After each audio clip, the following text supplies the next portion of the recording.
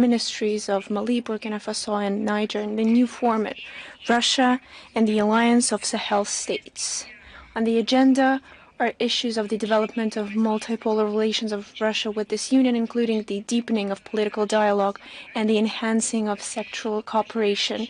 We reconfirm our devotion to effectively assist the alliance in building an independent political course, as well as forming a new architecture of regional security based on their own forces and based on the principles of African solutions to African problems.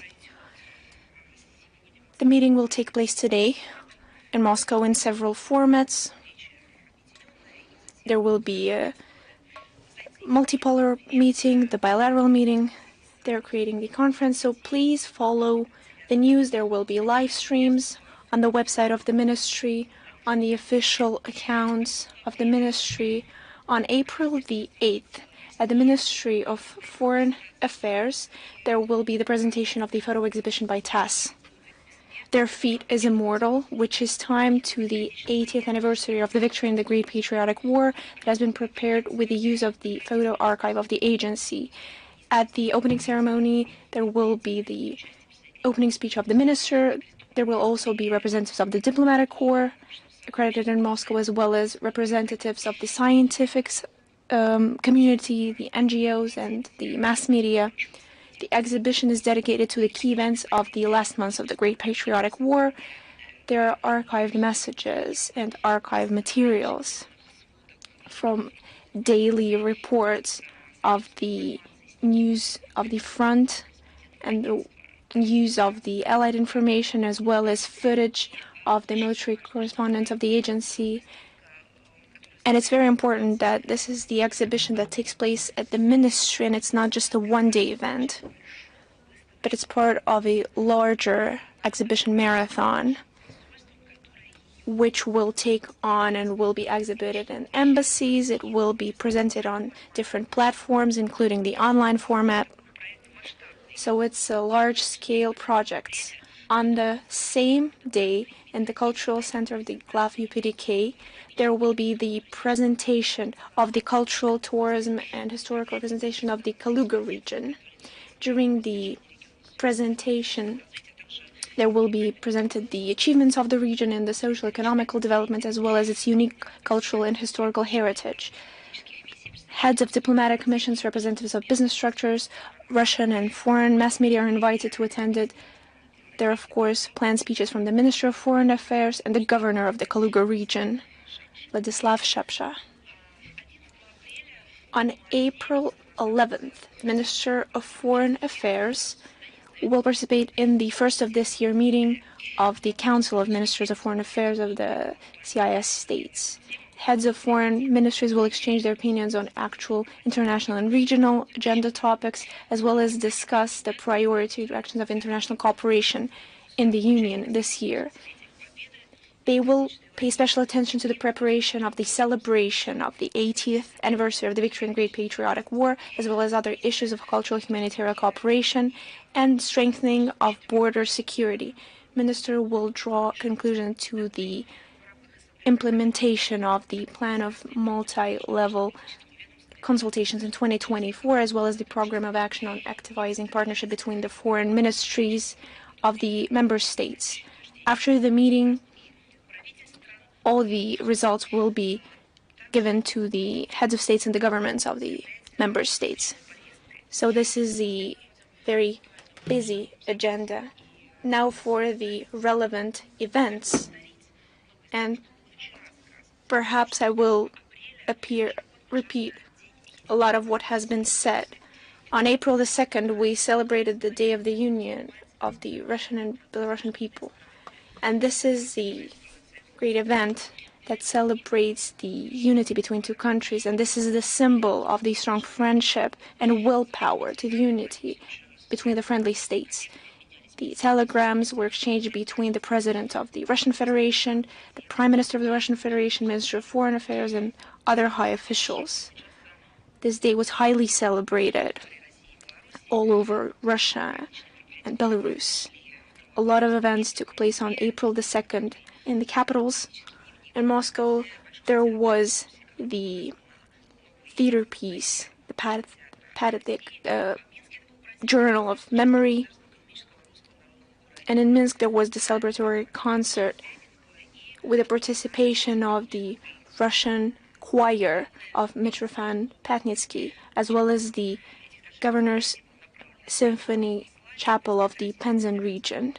And all the participants of these events got to hear the message of the President of the Russian Federation, and in Minsk of the deputy head of the State Duma, of Mr. Abramchenko, about the history of this event and the achievements of the international cooperation within the Union state, was presented at the celebratory event in the embassy of the Belarus and Russian Federation on March 31st, and on behalf of the Ministry of Foreign Affairs of the Russian Federation. And of course, from all of us, we send heartfelt wishes to all the citizens of Russia and Belarus on this great event. We wish subsequent development, strengthening of sovereignty and authority on the international stage, as well as flourishment, success, great health, happiness, well-being, as well as faith in themselves and their own powers, because together we can achieve anything. And that's the only key to our success.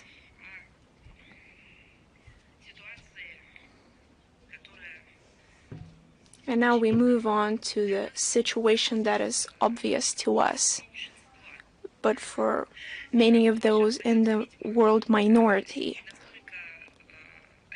to them it's not as obvious. The situation around the Ukrainian crisis, the Kyiv regime, country has lost its sense of self-preservation, and it's trying, no matter the price, to undermine. And before that, they tried to claim victory, to impose a defeat, or whatever their wording was. But right now,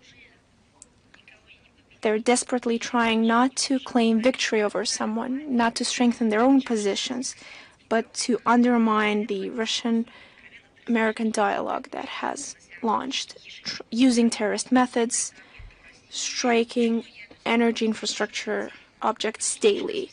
Why am I paying special attention? Because starting on March 18th, it's starting on this date. It's in action the mutual merger on the strikes on the energy system. And starting on this day, supposedly, because it's not being followed by the Kyiv regime, we see targeted attacks on the objects of the energy infrastructure of the Russian Federation, that despite the statements of the Ukrainian side about supposedly military necessity, are clearly of the provocative and demonstrative nature. Facts speak for themselves. Over this period, there was over 30 strikes against our objects of energy infrastructure in Belgorod, Bryansk, Zaporozhye region, in Krasnodar Krai, Kursk and Kherson regions. And it's important to point out that all those strikes have been launched using Western weapons that are used for terrorist attacks against our civilian infrastructure. Just a few examples. For those who continue to live under the illusions, so they could get a real picture, on March 31st, 10:08 a.m. in Zaporozhye region, after the attack of the Ukrainian UAV, there were at least 4 UAV launches against the electrical station in Novogorivsk.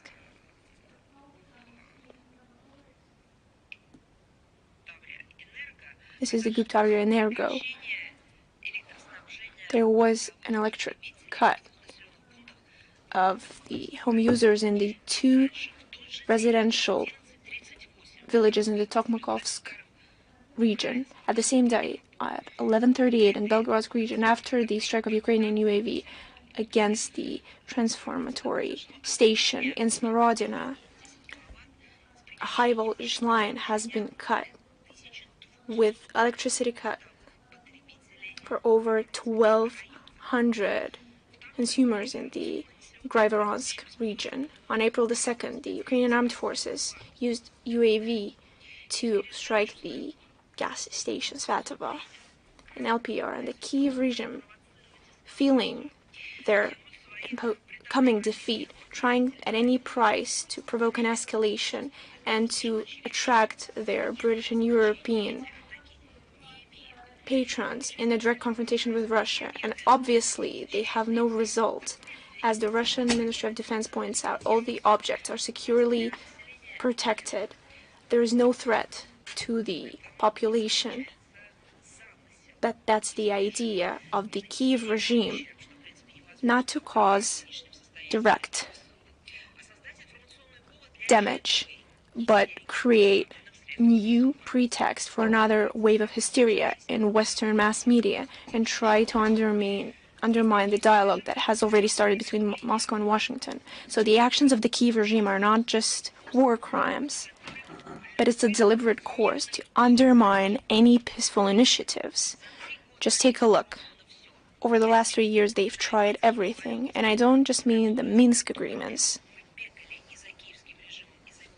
that we tried to get from the Kyiv regime over 7 years, but even over the last 3 years, even direct negotiations with the representatives of Bankova, despite how obvious it was at the moment that chance was used.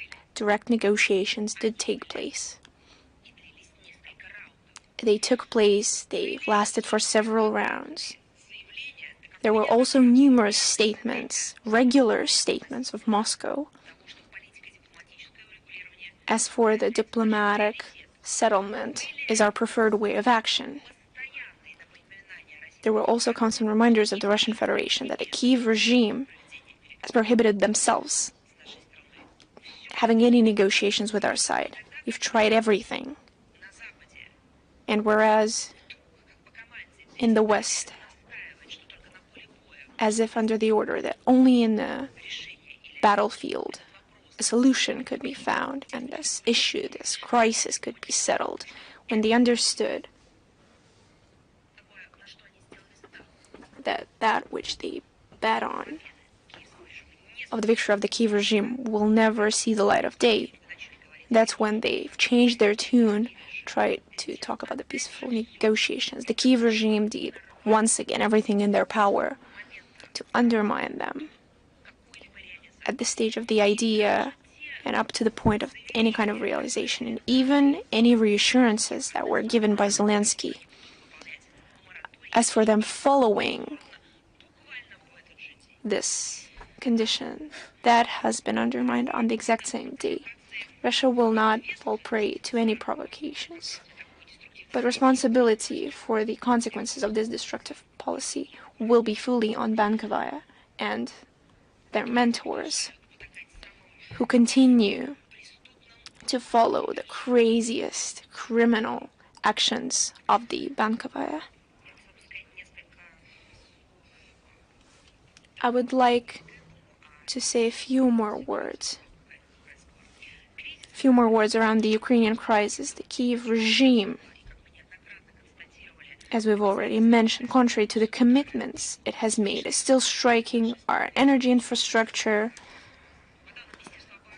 According to the Russian Defense Ministry, from March 26th to 31st this year, the targets of the AFU's artillery and drones were the facilities of Rossetti Center in the Bryansk, Belgorod, and Kursk region, an electric substation in the Zaporozhye region, ground equipment in the Glebovsky underground gas storage facility in Crimea, the Saratov oil refinery, etc.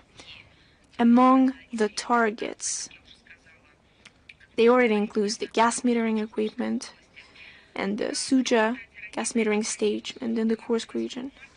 After the attack of the Ukrainian armed forces on March 28th this year was destroyed. On April the 2nd, the AFU launched a drone strike on the Svatova gas distribution station in the LPR. So we're providing factual information that showcases how the Kyiv regime is undermining exactly what it publicly agreed to.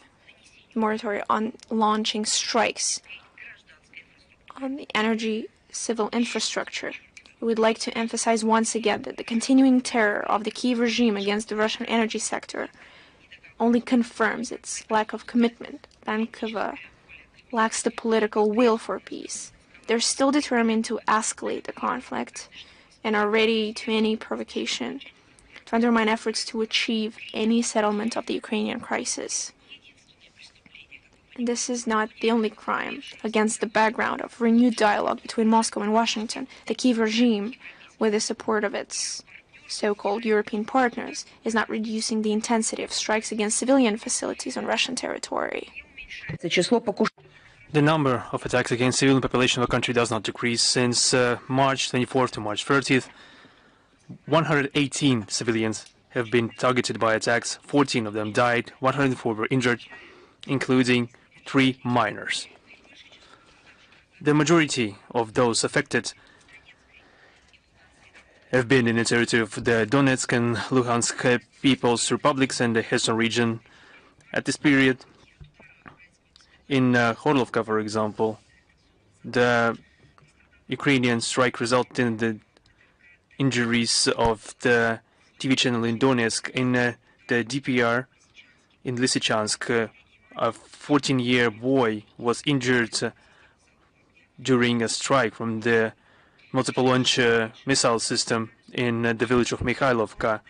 A female doctor and a driver of the ambulance have been attacked in the village of Petrovka. And also in Gorlovka, a 13-year-old boy and 4 other civilians were attacked with cluster munitions. And on the 1st of April, the AFU attacked a regular bus with passengers at the Victory Square and at the center of the city. 16 people were injured. An 86-year-old woman died as a result of a UAV strike against a civilian house in the Verkhnya Krynica village on the Zaporozhye region.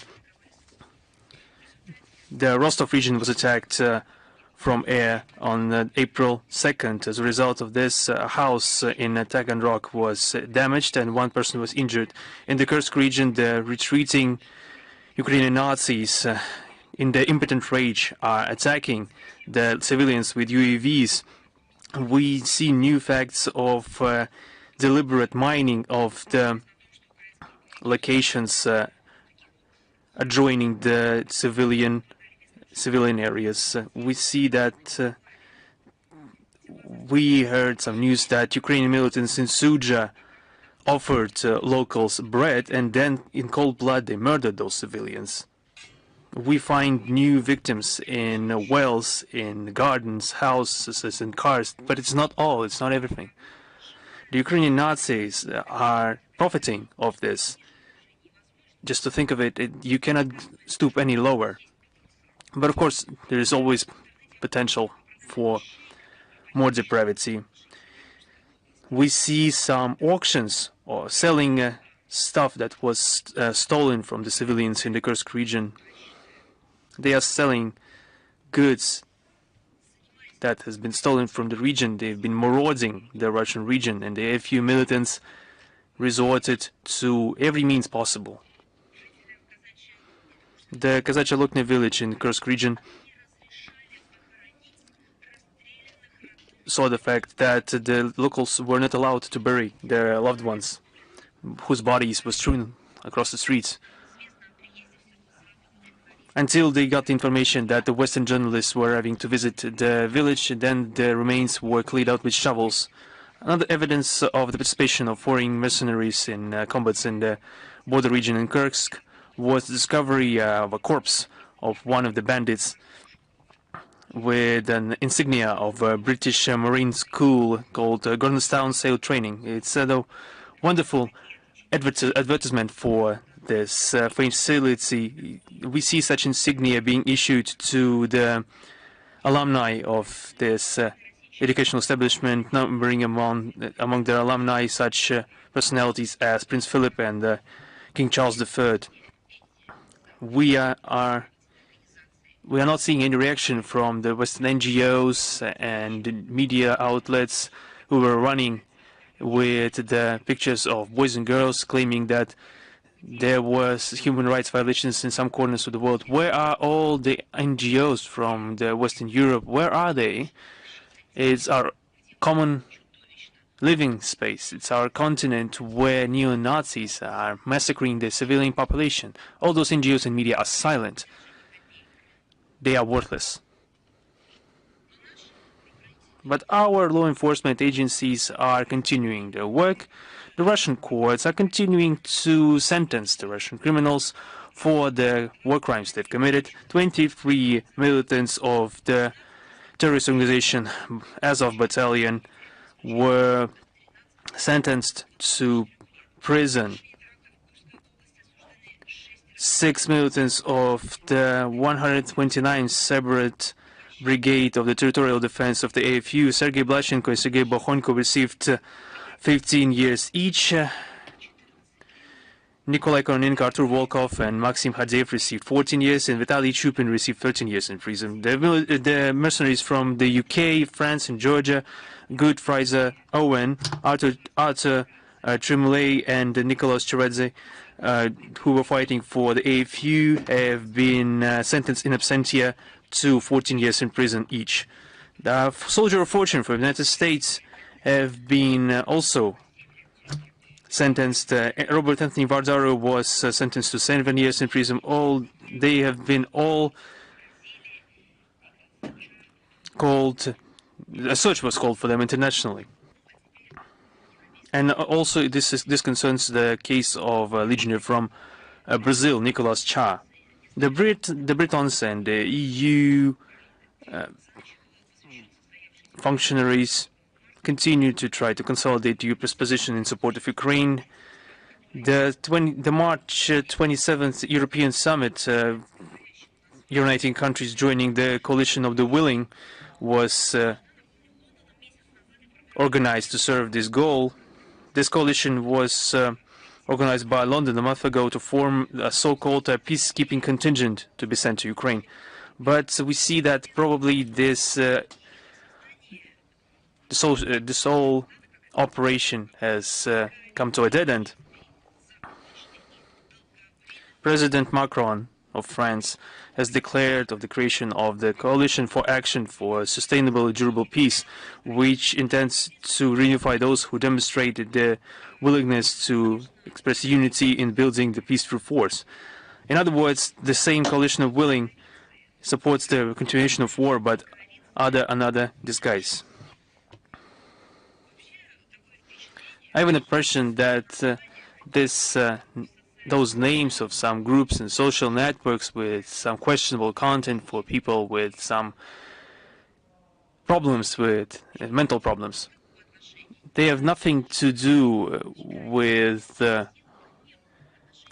peace and peace efforts. Those are the breeding grounds for the group of the war party that tried to inflict a strategic defeat upon Russia, as they said themselves. Now, understanding that they have failed in the task, they are trying to create some sort of plan, and they are creating and multiplying the corresponding organizations. We also see reports that the German parliament has prepared a legal framework for increasing military aid to Kiev in 2025 by 3 billion euros. I just wanted to ask them the question if they were aware of the situation with the economy in Europe.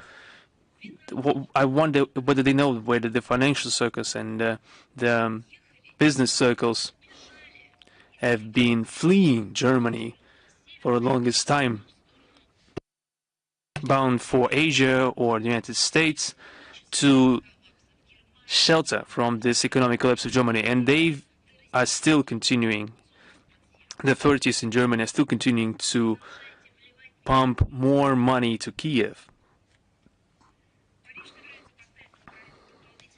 Paris is intending to ship an additional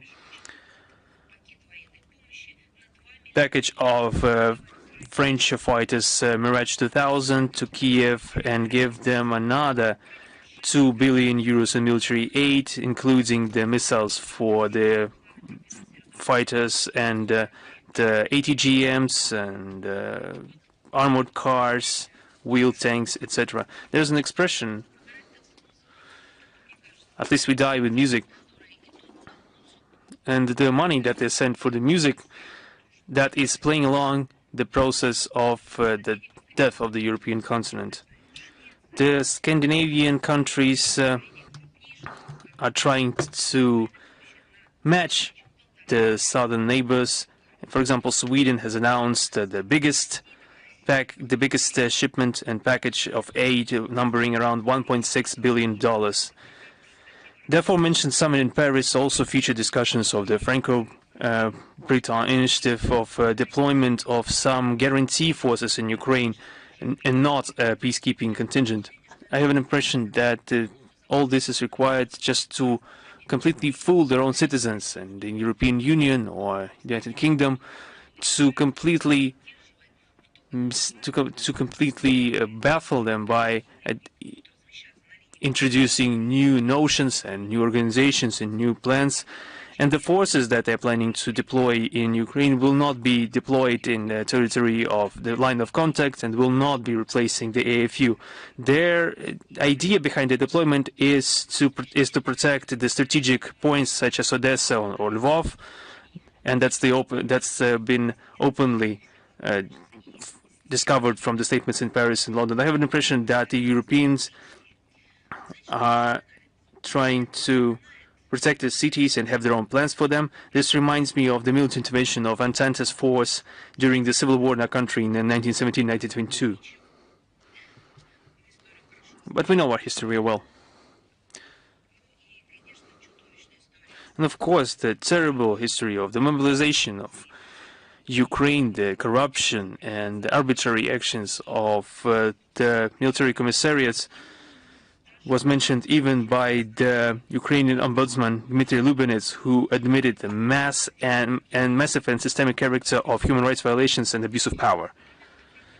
We see facts of use of force, weapons, and special equipment against those mobilized, and forced signature of documents, barring lawyers access to the defendants, and the victims of the bussification, this verb, this noun meaning the forced packing of people into buses.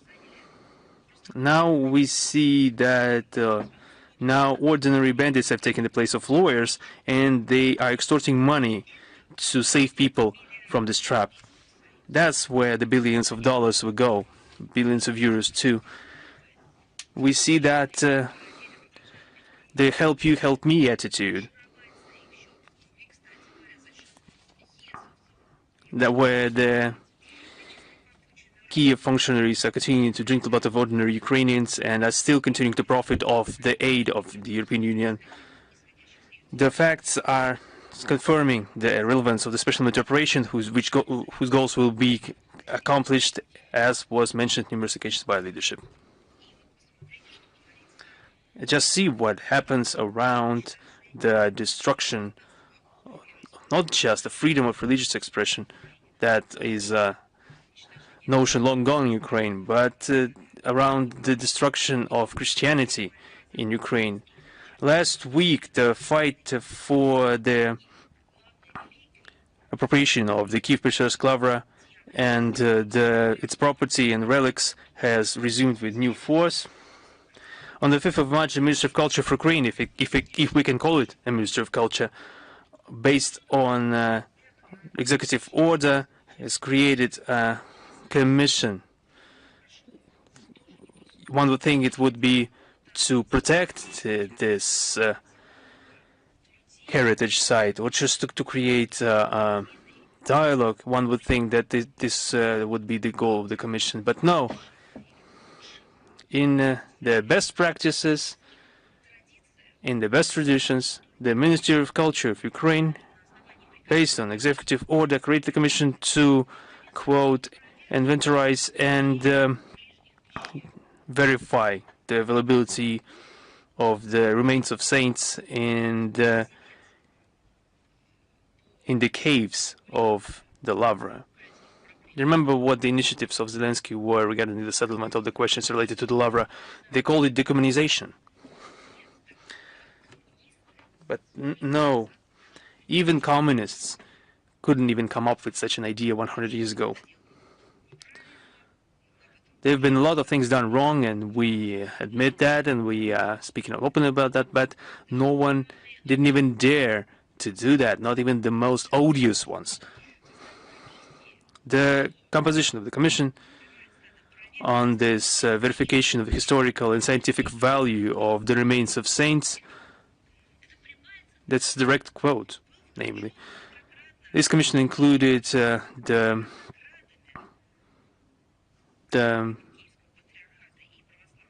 Doctor of Veterinary Sciences, and it's just hard to hear it. A Doctor of Veterinary Sciences, the Dean in the Biomorphology Department of Vertebrates of the National University of Bioresources and Use of Nature of Ukraine, Oleg Melnik, was appointed as one of the members of the Commission. Well, Nikolai Gogol, Saltykov-Shchedrin, Bulgakov or Zoshenko, all those authors, perhaps Shukhin too,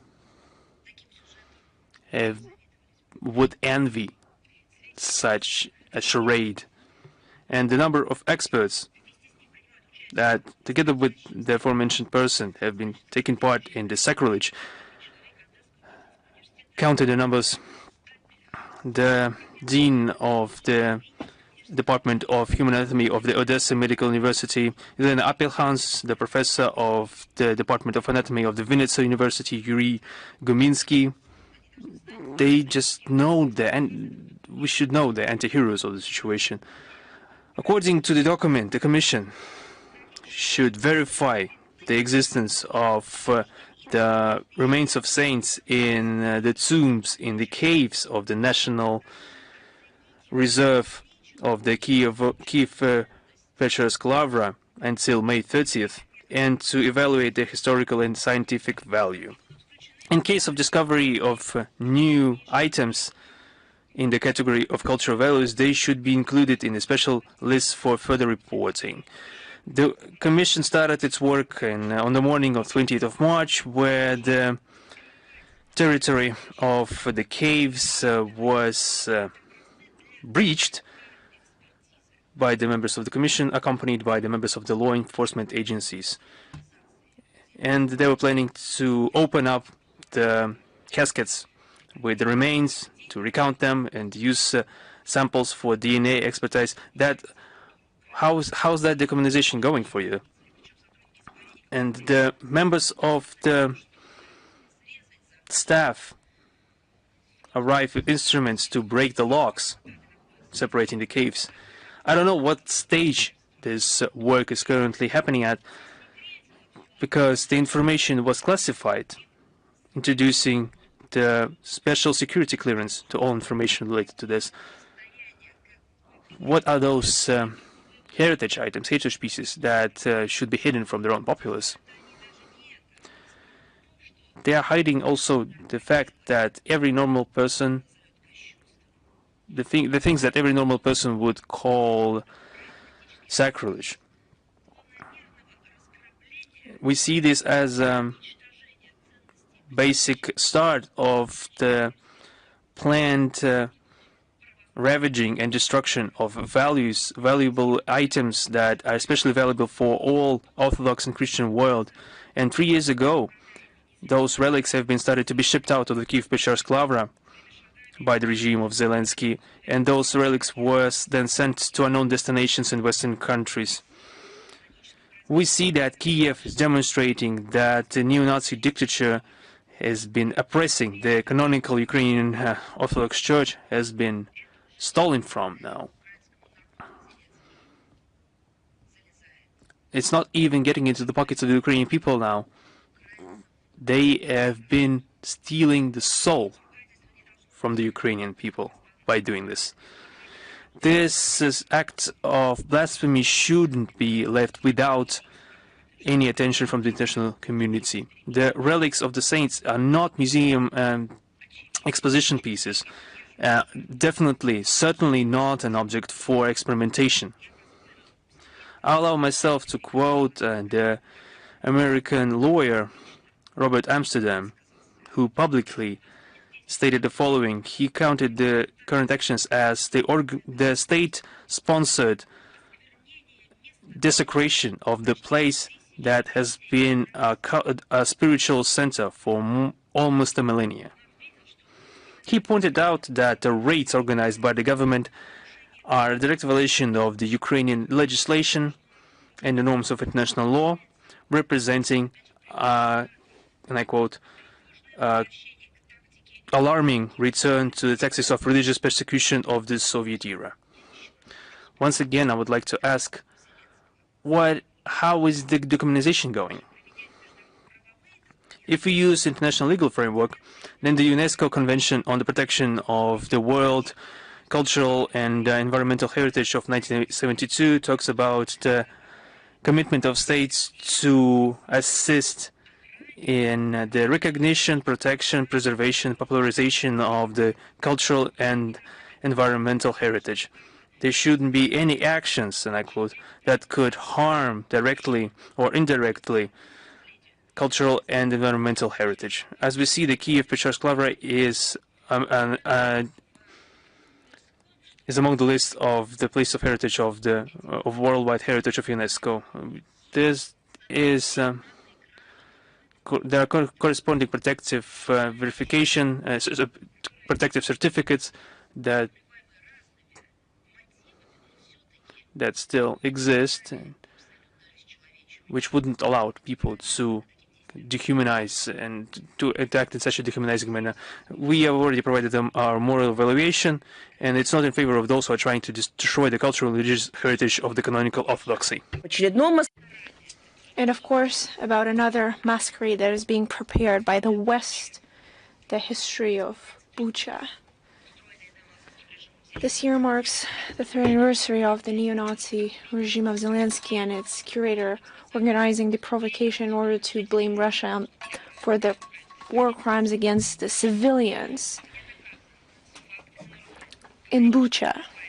And we've repeatedly stated, using the facts, that the so-called massacre in Bucha is nothing but a staged effect, but Bankova and its curators do not give up any efforts to lay the blame on Russia for the bloody spectacle that they have orchestrated, doing anything in their power to discredit our country in the international information space.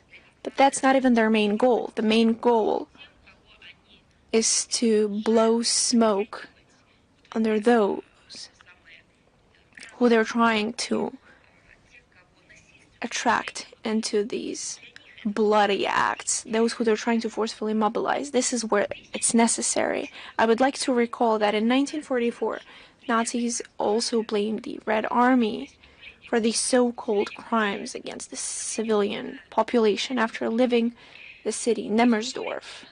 Later, historians have recognized this as the factual lie in order to present the Soviet soldiers in an unpleasant light. And today, on the same principles, they're trying to blame the Russian army for the so-called crimes in Bucha. Over 3 years, Russia has not been presented with a list of the victims in Bucha, although we've sent requests for identifying of those whose bodies were shown all over the world. In particular, since 2022, we have addressed to several UN structures in order to get from the Ukrainian side this list. On September 22nd, 2022, during the meeting of the Security Council of the UN, the Minister of Foreign Affairs, Lavra, has addressed the subsequent demand to the Secretary General of the UN. And then the minister repeatedly reminded Mr. Guterres about his request during personal meetings, during the phone calls, as well as making it public. In September 2024, the permanent representation of Russia in New York have passed over to the UN structure that prepared by the investigative committee on investigating by the Prosecutor General's office the request on the provocation in Bucha, and we've repeatedly called on the UN Secretariat to reply to this request, and still it remains without an answer. Let's take a look at what exactly could help those at UN and anyone actually establish what happened then. Let's draw the lines of what doesn't add up. First, how could, as they state, bodies of those killed in the last days of February and the first days of March, as they state, how could those bodies remain unnoticed until early April? And their version operates on the fact that mass shootings of the civilians were perpetrated by the Russian militants in the first days after the city was captured. And I would like to say that Bucha was partially occupied by the Russian army at the end of February 2022. And the rest were in the beginning of March. And all those footage of evidence are referring to April. And yet you can see that there is no evidence of desiccating bodies. There is no damage to the bodies. There is no damage by animals. So remaining in this state unchanged until the spring of 22 would be impossible. When, where, and by whom were those crimes perpetrated? The modern criminology means, as well as the medical expertise, allow us to state the place of murder using the criminology artifacts, the remains of substances under the nails, the nature of worn-out clothes, as well as molecular traces. As for the evidence, as for when and where were these people killed, by whom, and they're being presented as the victims of Bucha, are nowhere to be found, and yet they're still saying that the Russian soldiers are to blame for it, and there's nothing to back this theory. Third, and this is the question that comes from the last one, when were these bodies brought from and for what purpose? If they were killed by the militants of the Kiev regime before, where were they preserved all this time?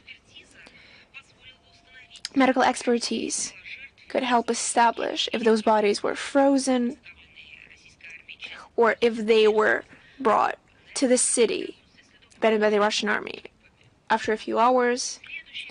This could also be backed by the lack of blood traces. Why between the messages of Russian troops leaving Bucha and the first evidence? Why were there 2-3 days between that? Russian army left Bucha on March 30th, some of them on March 31st.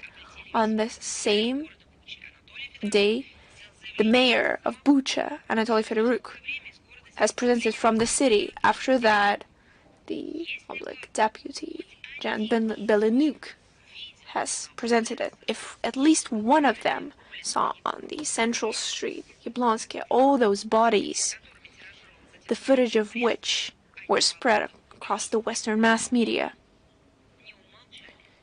I highly doubt they would stay silent about it. It would be one of the first things they were speaking about this fact. I would like to recall that only on April 1st, the 2nd, there were first reports on the shocking war crimes that took place in the city. But the answer is clear. Nothing of what the Western mass media tried to spread, nothing actually had taken place. Because otherwise, any representatives of the leadership giving commentary after Russian forces left the city, they would be describing it in detail, crying about it. And they would be right if those were their compatriots, their citizens, those they knew personally, if they live in that city, because they had to know those people. They would be quoting words of their families. They would know them by names. They would be sharing their stories. None of that was done. Not during the recording of the video message of the mayor of Bucha, nor afterwards. None of the aforementioned was even said out loud.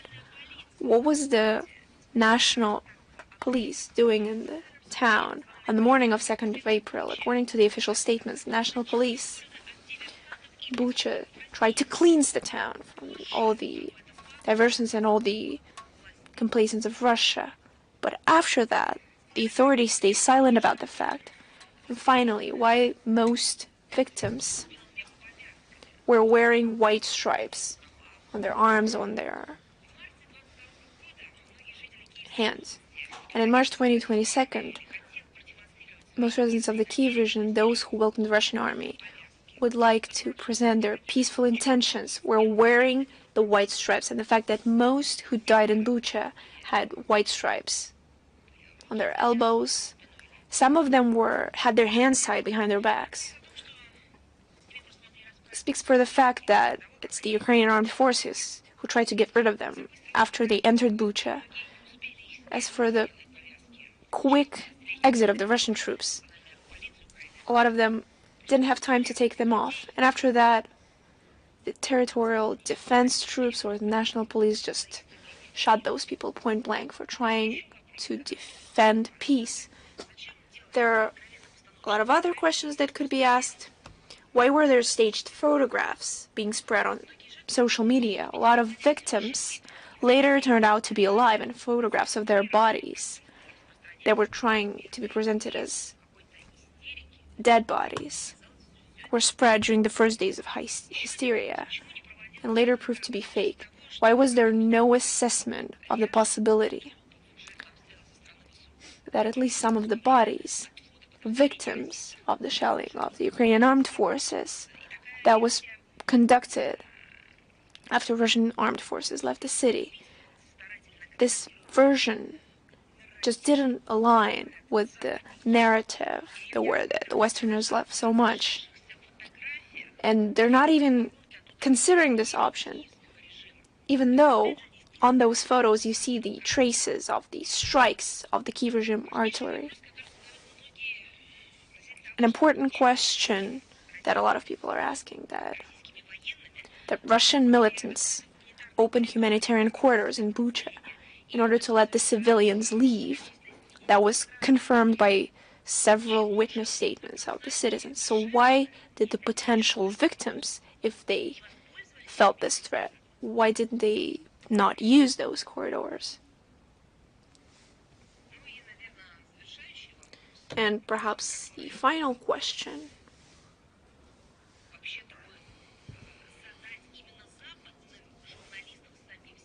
the question that the Western journalists should ask themselves. Foreign mercenaries, including Philip Seman, who was found guilty of maraudery in Prague, have openly admitted that they, including Seman, under the AFU control, took part in crimes against civilians in March-April 2022. So why did his statement get ignored as proof that Ukrainian armed forces tried to kill people in Bucha by using even other hands to do it? So everything that we're witnessing is another spectacle. And why is it being put to action right now? In order to pump this information into those civilians of Ukraine who continue to believe the Kiev regime. And once again, in order to provide this zombie information to the European citizens whose pockets they're raiding for the last remnants of billion to support the Kiev regime. This is what they need them for. And back then it was necessary to undermine the peaceful negotiations, peaceful agreements, in order to lead the region to the brink of battle. And right now, to undermine any negotiations pertaining to peace and right now to ensure multi-billion financing into Bankova. And let's take a look. What an interesting take, and how interesting they can blow out the information noise, and how interesting they're using the silence for similar scenarios, terrorist acts. And in the first case, this was a made-up case, and in the second case, there's a real case, the explosion in the Nord Streams, and it's been over 2.5 years since the terrorist acts on the objects, and so much time since this civilian energy project will be destroyed. Do you think any result has been achieved? Of course not. Dead silence. Meanwhile, they're putting up plays when it comes to Bucha. Let me recall the chronological order of events. On the night of 26th of September 2022, there was the lower pressure on one of the two streams of the Nord Stream 2. Immediately, they notified the border services of Germany, Denmark, Sweden, Finland, and Russia. Then we found out the event took place in the economical zone of Denmark, and the Swedish seismologists have noted on the 26th of September 2 explosions on the pipelines, and the Danish Energy Agency has reported that a lot of gas has reached the sea. After that, the Swedish Agency on Preserving the Environment has stated that about 5.8 million tons of malicious substances have been found in the atmosphere. On the 28th of September 2022, the Russian General Prosecutor's Office has started the last actions on the case of international terrorism. On the 30th of September 2022, the President of Russia has stated that the explosion is a diversion aimed at the destruction of the common European energy infrastructure. Germany, Denmark, and Sweden have stated their intention on conducting national investigation on the blowing up of the gas pipelines, but refused to include our country. In mid-October 2022, European mass media have published first photographs taken underwater of the blown pipeline. A month later, specialists of Gazprom and Nord Stream 2 AG representatives were allowed to take a look at those. On November 18, 2022, the fact of diversion was confirmed by Swedish special services. They even found remnants of the explosive devices. On February 8, 2023, the American journalist, who is the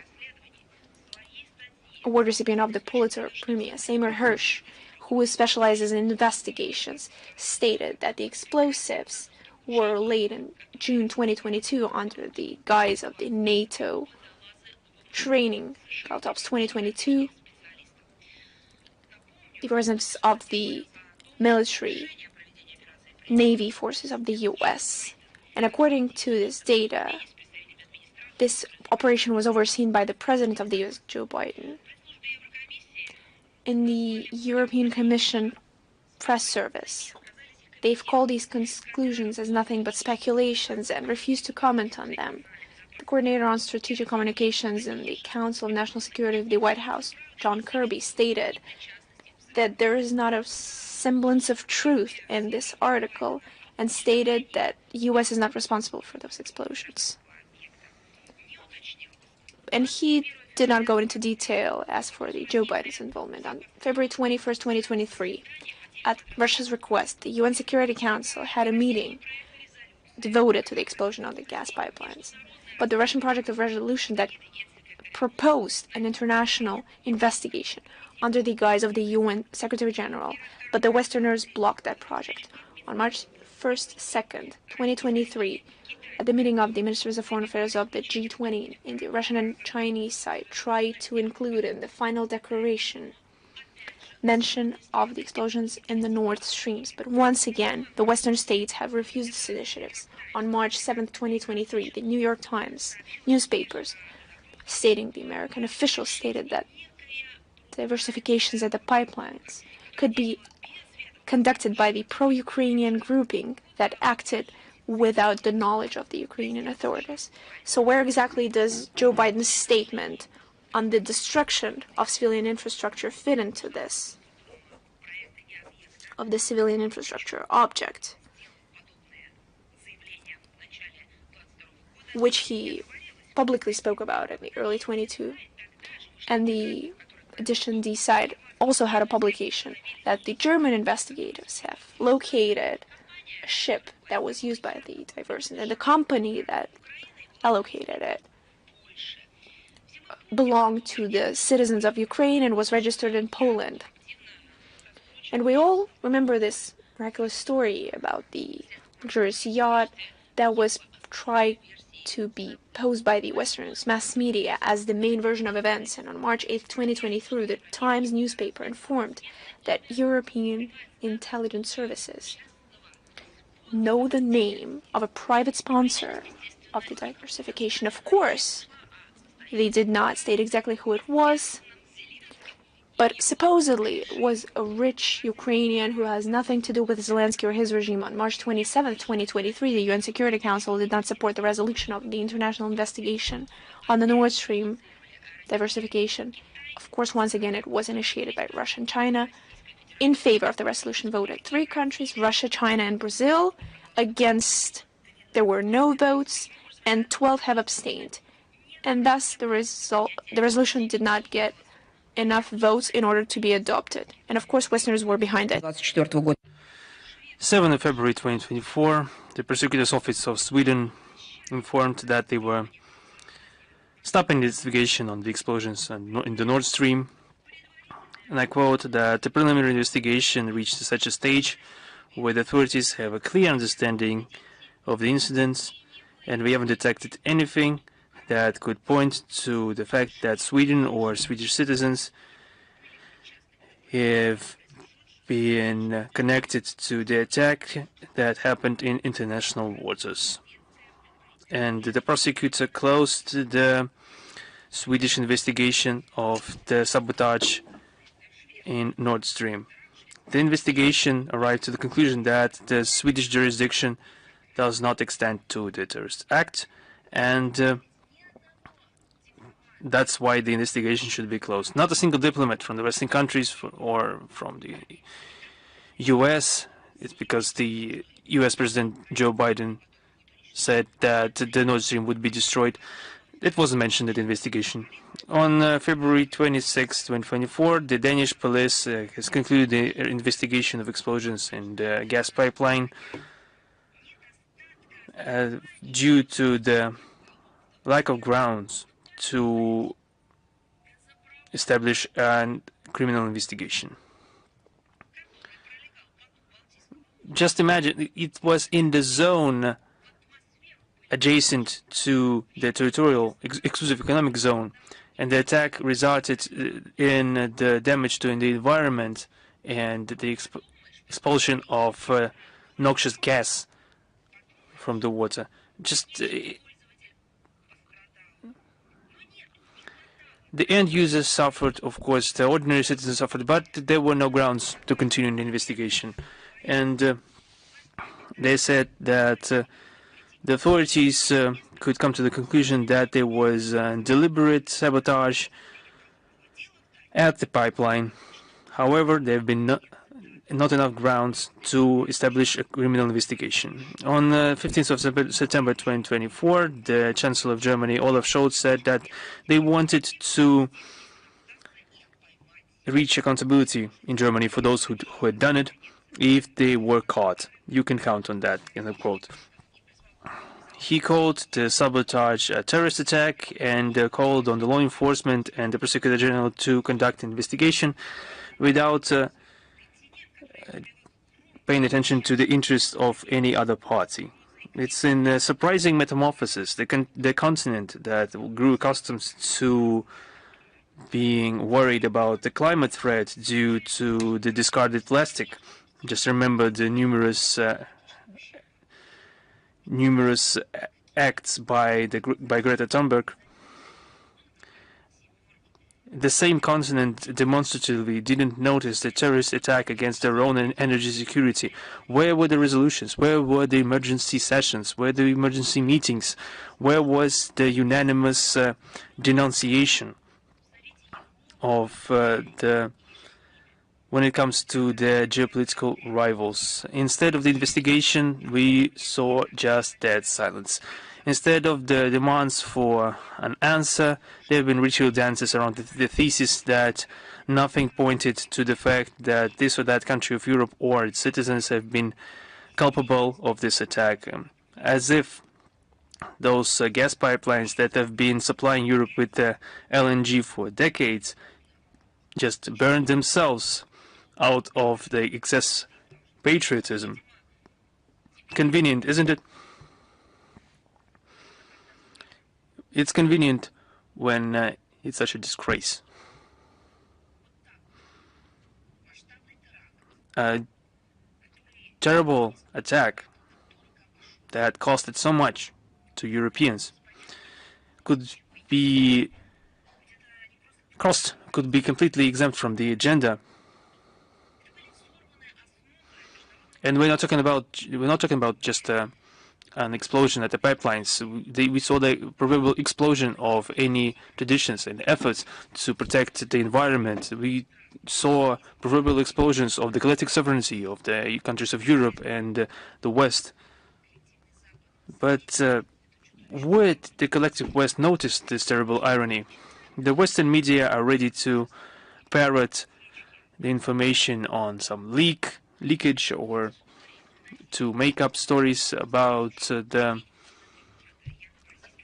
some Soviet or Russian submarine surfacing in the middle of this or that city, some sea cables being damaged, and now with the Nord Stream situation, they've just turned away from the truth and something that had tremendous consequences. The Western politicians that have been juggling tolerance and the common human values and diversity, new ethics, prefer not to remember the methane discharge equivalent to a year's worth of emissions from cars. Why is that? Maybe it's because the true puppet masters behind this attack who tried to turn Europe into a hostage of LNG, or if the admission of guilt in the act of sabotage would surface the powerlessness of them. While we see it, while we see this inaction, this helplessness on the part of Western Europe, we are demanding a response. We understand that Brussels will not react to our demands, it will not do that, but we will continue this work. I would like to remind you that at the end of January, the authorities of Denmark issued the Nord Stream 2 AG permission to work to conserve the damaged pipeline stretch. The work should begin on April 1st, and the operator will need to report on the plan of action with the pipeline, including with the severed fragments of the pipe, which will be laid on the seafloor. The Agency of Energy in Denmark underlined that the goal of this work is to minimize risk for environment and to prevent the expulsion of further gas from the pipeline and the egress of seawater, which is rich in oxygen. During the conservation efforts, the both ends of the pipeline will be provided with the corks that will be and the deformed parts will be cut off. It's a surprising speed of action.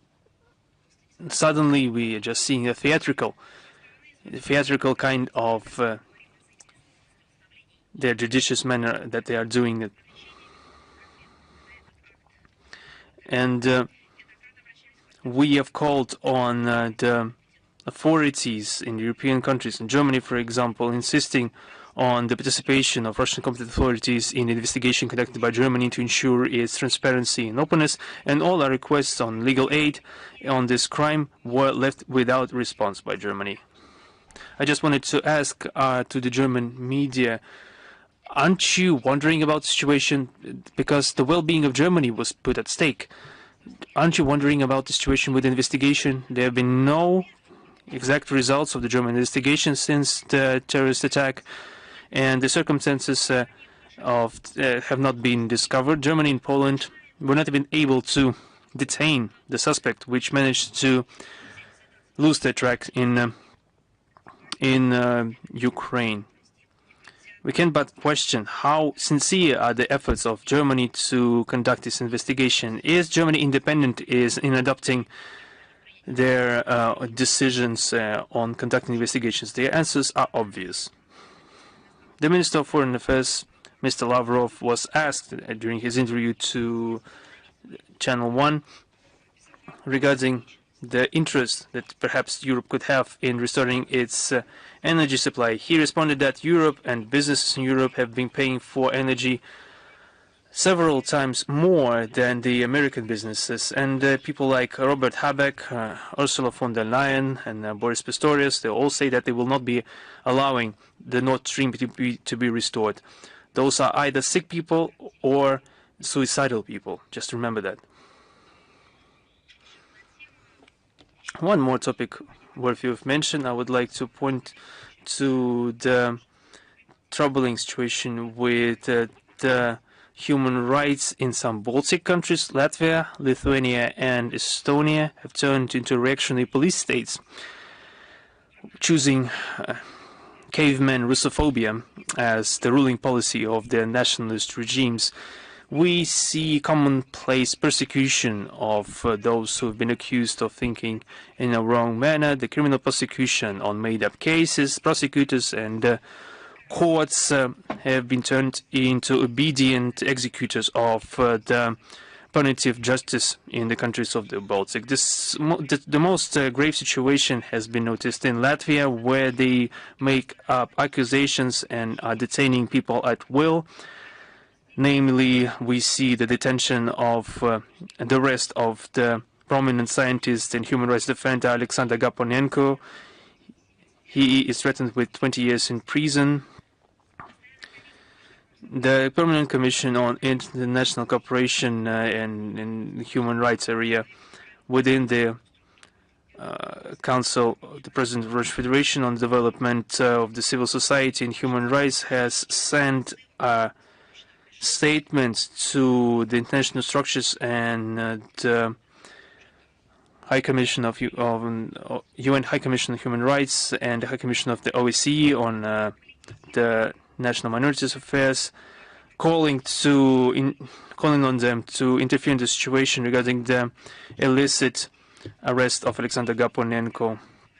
Also, among those who have been subjected to criminal persecution on politicized cases are the ex-deputy of the European Parliament, Tatiana Zhdanok, our compatriots Tatiana Andriets, Irina Kreli, Sergei Sidorov, Svetlana Nikolaeva. One of the most odious examples of lawlessness in Lithuania was the court process over the prominent politician and anti-fascist Algirdas Paleckis.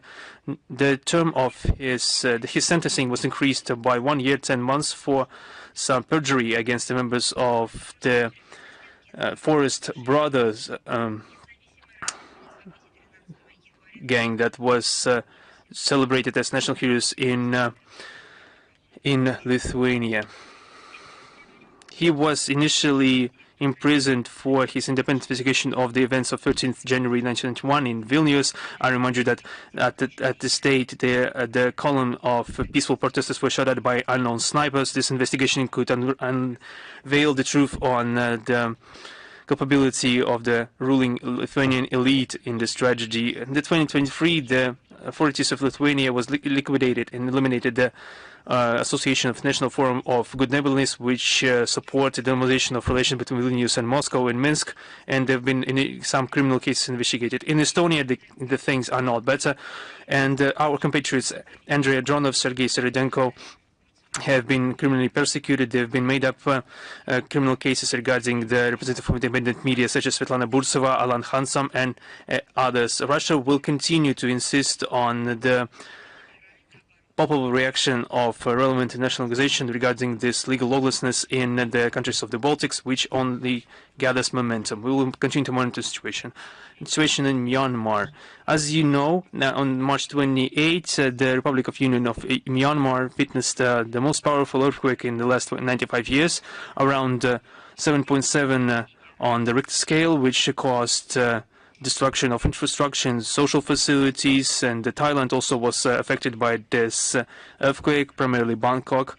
And the President of the Russian Federation, Vladimir Putin, Deputy Chair of the Security Council of the Russian Federation, Dmitry Medvedev, and the leadership of the State Duma of the Federal Assembly of the Russian Federation sent their condolences to the Myanmar people. Currently, we have information that around 3,000 people died in Myanmar. There are a lot of people missing. In the neighboring Thailand, there have been 18 casualties, 33 people were injured. According to our embassy in Yangon, there is one Russian casualty in Mandalay in Myanmar. Currently, our diplomats are establishing the circumstances of the event. On the order of the Russian President Vladimir Putin, 5 Il-76 planes were sent to Myanmar to help the friendly Myanmar people on 29th of March and 31st of March. And we had a joint task force numbering 264 people to arrive to Myanmar, numbering in cynologists and canine specialists, anesthesiologists, and psychologists. Specialists also brought with them necessary equipment to conduct search and rescue operations. In some mostly affected areas, including the city of Mandalay, where there are some heritage sites, of course, of the Buddhist culture, our EMERCOM rescuers conducted their first operation on March 30th. In the same region, the Federal Center of Catastrophe Medicine of the Russian Ministry of Health has deployed a mobile hospital which includes reanimation, therapeutic, and other blocks. And also we have started qualified aid on April 1st.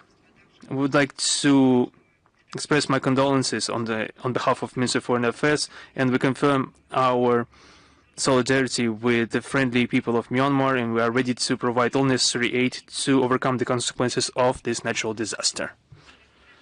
On March 29th, in La Spezia, in Liguria, in Italy, in the city library, there was a presentation of the collection of articles called The True Root Causes Behind the Russian-Ukrainian Conflict. A presentation of a book is just an ordinary event, one would think, provided its content doesn't violate the legislation. However, in Italy, there have been true drama surrounding this publication, worthy of Shakespeare. The Ukrainian diaspora in Italy and some members of the Italian establishment did everything in their power not to allow the presentation to happen. Perhaps we're talking about something good there, if they went to all those lengths to prevent the presentation. The organizers and the municipal authorities reflected example of a civil valor, and the event took place. I would like to thank all those concerned citizens who showed the example of commitment to the freedom of speech, and fought those who stopped distinguishing truth from lies and democracy from dictatorship. The presentation was a huge success. This confirms the fact that Italy still has a huge popular demand for truth regarding the situation in Ukraine. It's much stronger, stronger than any external bans and marginalized anger. Some words on the book that was published. It was issued in October 2024 by the Italian publishing house Visione Editore, and was sponsored by the leader of the Italian Party of the Sovereign Popular Democracy, Francesco Toscano, and it was focused around the article of the President of the Russian Federation, Vladimir Putin, regarding the historical unity of Russians and Ukrainians, published on the 12th of July 2021. The book was presented in the residency of the Russian ambassador in Italy in October 2024. It was presented to Italian public in Trieste, Reggio di Calabria, Reggio Emilia, in Rome, Trento, and Genoa. Unfortunately, Italy still witnesses censorship efforts and infringement upon the freedom of the speech. One of the recent events is the ban of the broadcast of a documentary Maidan Turn Towards the War, presented by RT. The organizers of the broadcast protested this act of censorship at the city square in Torino, and they were chanting the slogan, "Where is our democracy?" towards the Italian authorities. I think that the Italians that have the opportunity to read for themselves will be able to familiarize themselves with the book and make the corresponding conclusions. And some news of infinity, new facts of Canada sheltering the Nazi Ukrainian criminals. We monitor the history around the attempts of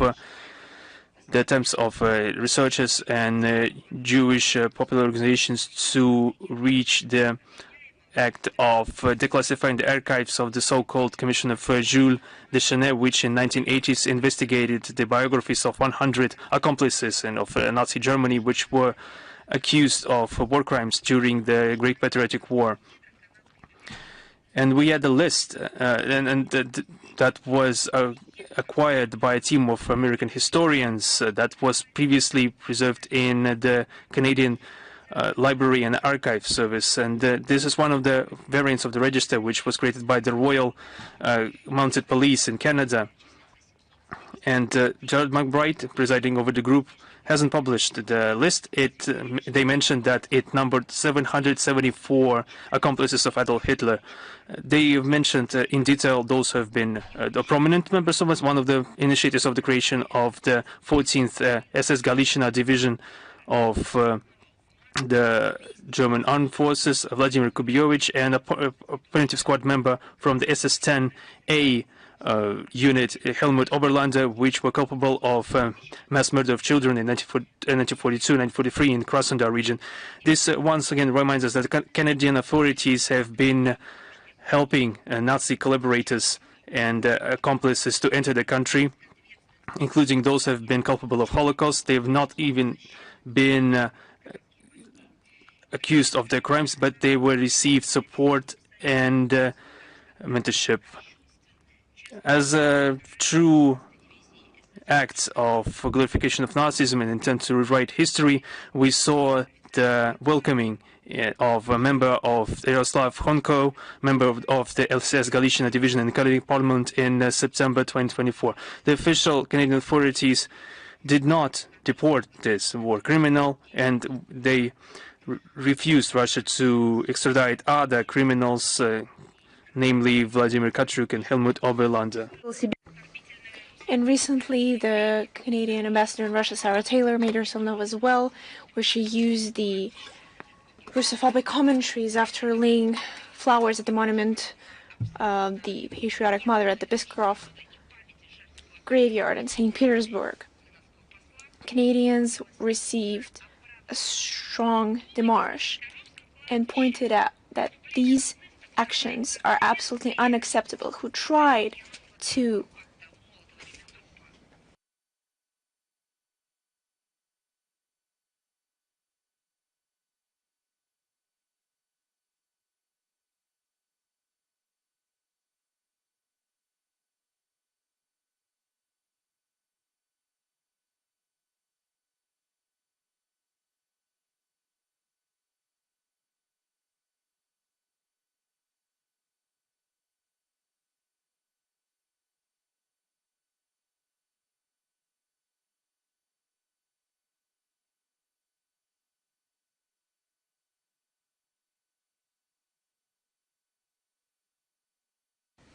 Это вообще ни в какие рамки не влезает. Это не то, что неуместно, это кощунственно, это преступно и аморально в преддверии празднования 80-летия Победы с учетом боевого братства наших стран в составе антигитлеровской коалиции. Она не только в отношении нашей страны и нашего народа проявила кощунственное незнание истории, она своим же канадским ветеранам плюнула не в лицо, их уже многих нет, а им, ушедшим в спины, она осквернила память в первую очередь своих канадских ветеранов. Они не имеют возможности ей ответить, но за них это сделаем мы. Мы уверены, что спустя какое-то время перечень укрывавшихся в Канаде после Второй мировой войны нацистских преступников станет достоянием широкой общественности.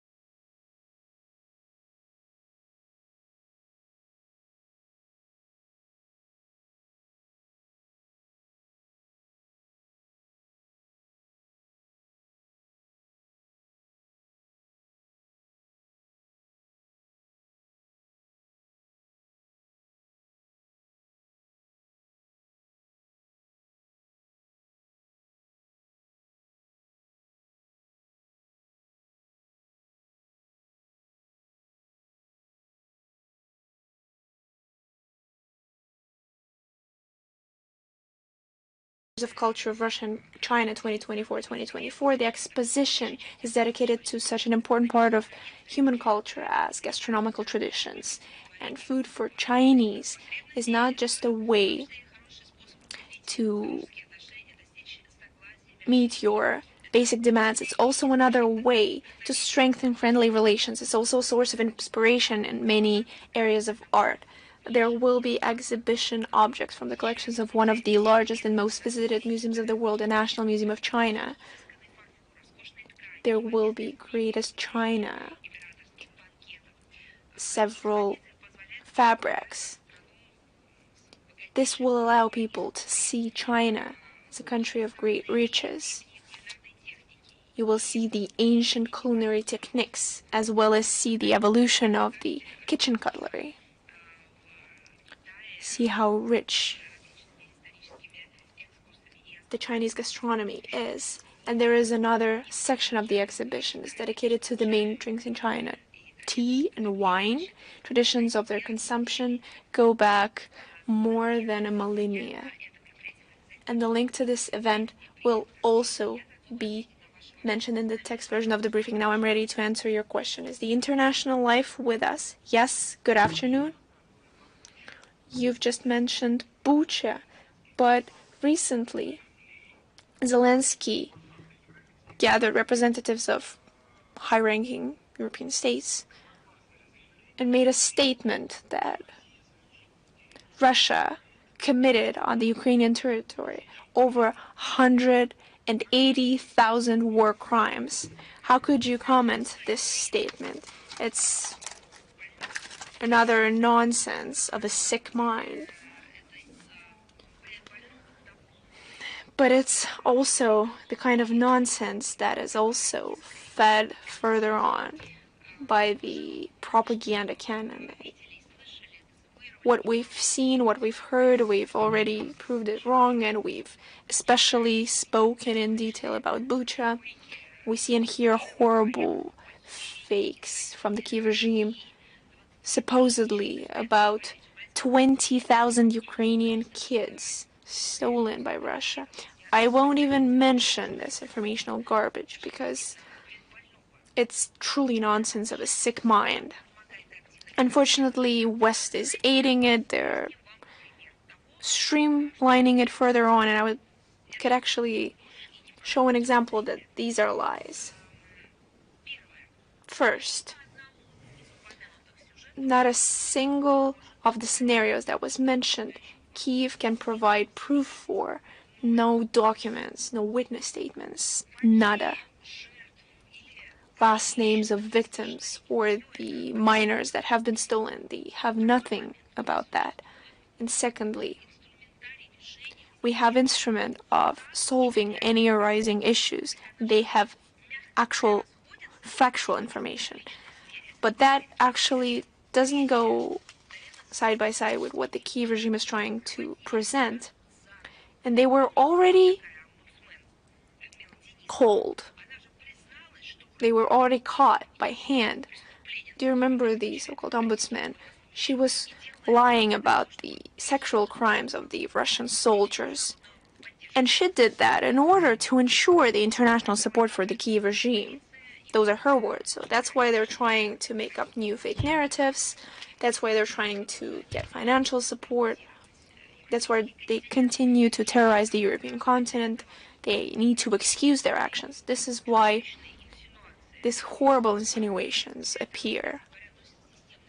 And all this is systematic. Those are not just singular sick fantasies. No, this is systematic work. Russian investigative agencies track all the facts of horrible bandit actions of the Kyiv regime and their armed forces. All those guilty of the crimes will pay responsibly based on evidence and not the propaganda. Thank you very much. Thank you. Is the RIA Novosti with us? Yes. Madam Zakharova, good afternoon. Christina Rodriguez, the RIA News. If you allow, we have two questions today. First, starting on March 27th, Russia has spread the limitations for the car carriers from countries that have introduced sanctions against our country, including Moldova. The Moldovan government referred to it as an economic strike and proof of negative approach of Moscow. How could you comment on that? And then that's the first question. I will ask the second one later. You see, this question that was posed by the Moldovan press service, I believe you're quoting them. Yes.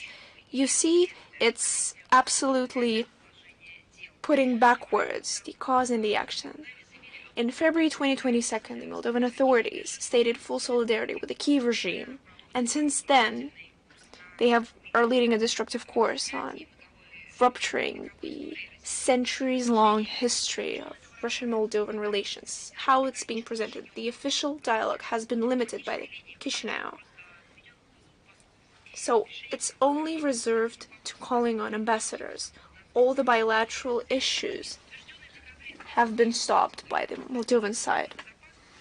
In the strategy of national security that was adopted in December 2023 and the strategy of defense of 2024, Russia is referred to as a dangerous, constant threat to democracy, sovereignty, and territorial integrity of the country. Another moment, official Chisinau is using limiting measures of West towards our country, as for the re-exportation of Russian goods, banking operations, any limitations of air and rail communications. In November 2023, they have joined the European sanctions that have been imposed since 2014. And in 2023, they finally felt to introduce these sanctions against Russian citizens. As for due to the actions that undermine the territorial integrity, sovereignty, and independence of Ukraine. And overall, Chisinau supported around 80% restrictions introduced by the European Union against our country, and this is striking their own citizens. In July 2023, they have limited the number of personnel of Russian foreign agencies in Moldova, and the ambassador of Russia is subject to discrimination. And that's not the full list of what the Moldovan authorities are doing, but despite all this, the Russian side tried to stay back from any mass-scale responsive measures because it could actually hit a strike on the Moldovan citizens, Moldovan business community, economic agents interested in supporting and developing constructive relations of friendly neighborhoodness. But there is a limit to everything, and it's important to understand the following, that the aforementioned limitations mean that any shipments should be delivered to the Russian border terminals, and after that they should be transferred to the Russian car carriers to further transport them into Russia. So Moldovan operators have no limitations on reaching any agreement with their Russian counterparts. That's how the situation actually is. And if you allow the second question. Thank you. Anything is allowed. Thank you. The decision of the French court towards Madame Le Pen in order to prohibit her from taking part in elections for 5 years caused a great resonance both in France and the international level. They see it as an effort of French authorities to get rid of the main political competitor ahead of the presidential elections in 2027. Can you comment on that? I believe everyone has already commented on it. It's hard to come up with something new. Of course, the main thread in statements, whether it's in France, in other countries, in our country, this is the murder of democracy. The words of the president of the party, National Unity, Jordan Bardella, he has stated it as such, that with the sentence of Marine Le Pen, they've also punished the French democracy itself. We try not to comment on the internal political affairs of other countries, unlike France. But since you have this question, and France repeatedly commented on our internal policy, why not use this chance? And I believe in the current international situation, we cannot turn a blind eye to what is happening in one of the leading European countries that is leading the anti-Russian camp in the West. We get the impression that the leading circles in Europe trying to turn the European Union in this military bloc that is aimed to directly confront Russia is rigidly trying to cleanse their own political space. And Marine Le Pen is just one of the parts of this long chain of political repressions of the last months. And not just the last months. Just think of the attempt of life of the Prime Minister of Slovakia, Robert Fico, on the pressure of the opposition in Germany, on the non-ceremonial cancellation of the results of presidential elections in Romania, as well as the arrest of the head of Gagauzia, Evgenia Guzul. They're trying to cleanse their political space. So any politicians that are inconvenient, they're trying to double-check them. They're making up criminal cases. As for France, I'm not just talking about the recent months, but over the last decades, we've witnessed this already. Leading politicians who have a chance at getting a leading post suddenly have legal problems. They're just being written off from the political life. They're being removed from the political race. Alain Juppé, François Fillon, Dominique Strauss-Kahn, Nicolas Sarkozy, those are actual examples. So we operate on the fact that the appealing judicial bodies of France will respond accordingly. On our side, we would like to advise the French leadership next time when they want to criticize any country about political liberties. Perhaps they should take care of their own issues, because they sure have enough of those. Thank you very much. Thank you. first channel of Moldova. First channel of Moldova, the counter news. As you know, recently 3 Russian diplomats have been sent out by Moldova, among them the head of the Russian delegation, the co-president of the United Control Committee, and of course the Prudnestrian settlement is going through a difficult moment right now. But I would like to ask you, how will this measure reflect on the settling of this issue? Because a lot is being said on what is happening there, what could happen. You see baseless claims of Moldovan officials of these so-called malicious efforts of Moscow to destabilize the situation, unfortunately are becoming a common thing. And now the scandal around the Russian embassy in Chisinau that is being blown out of proportion. Mass media is speculating on it.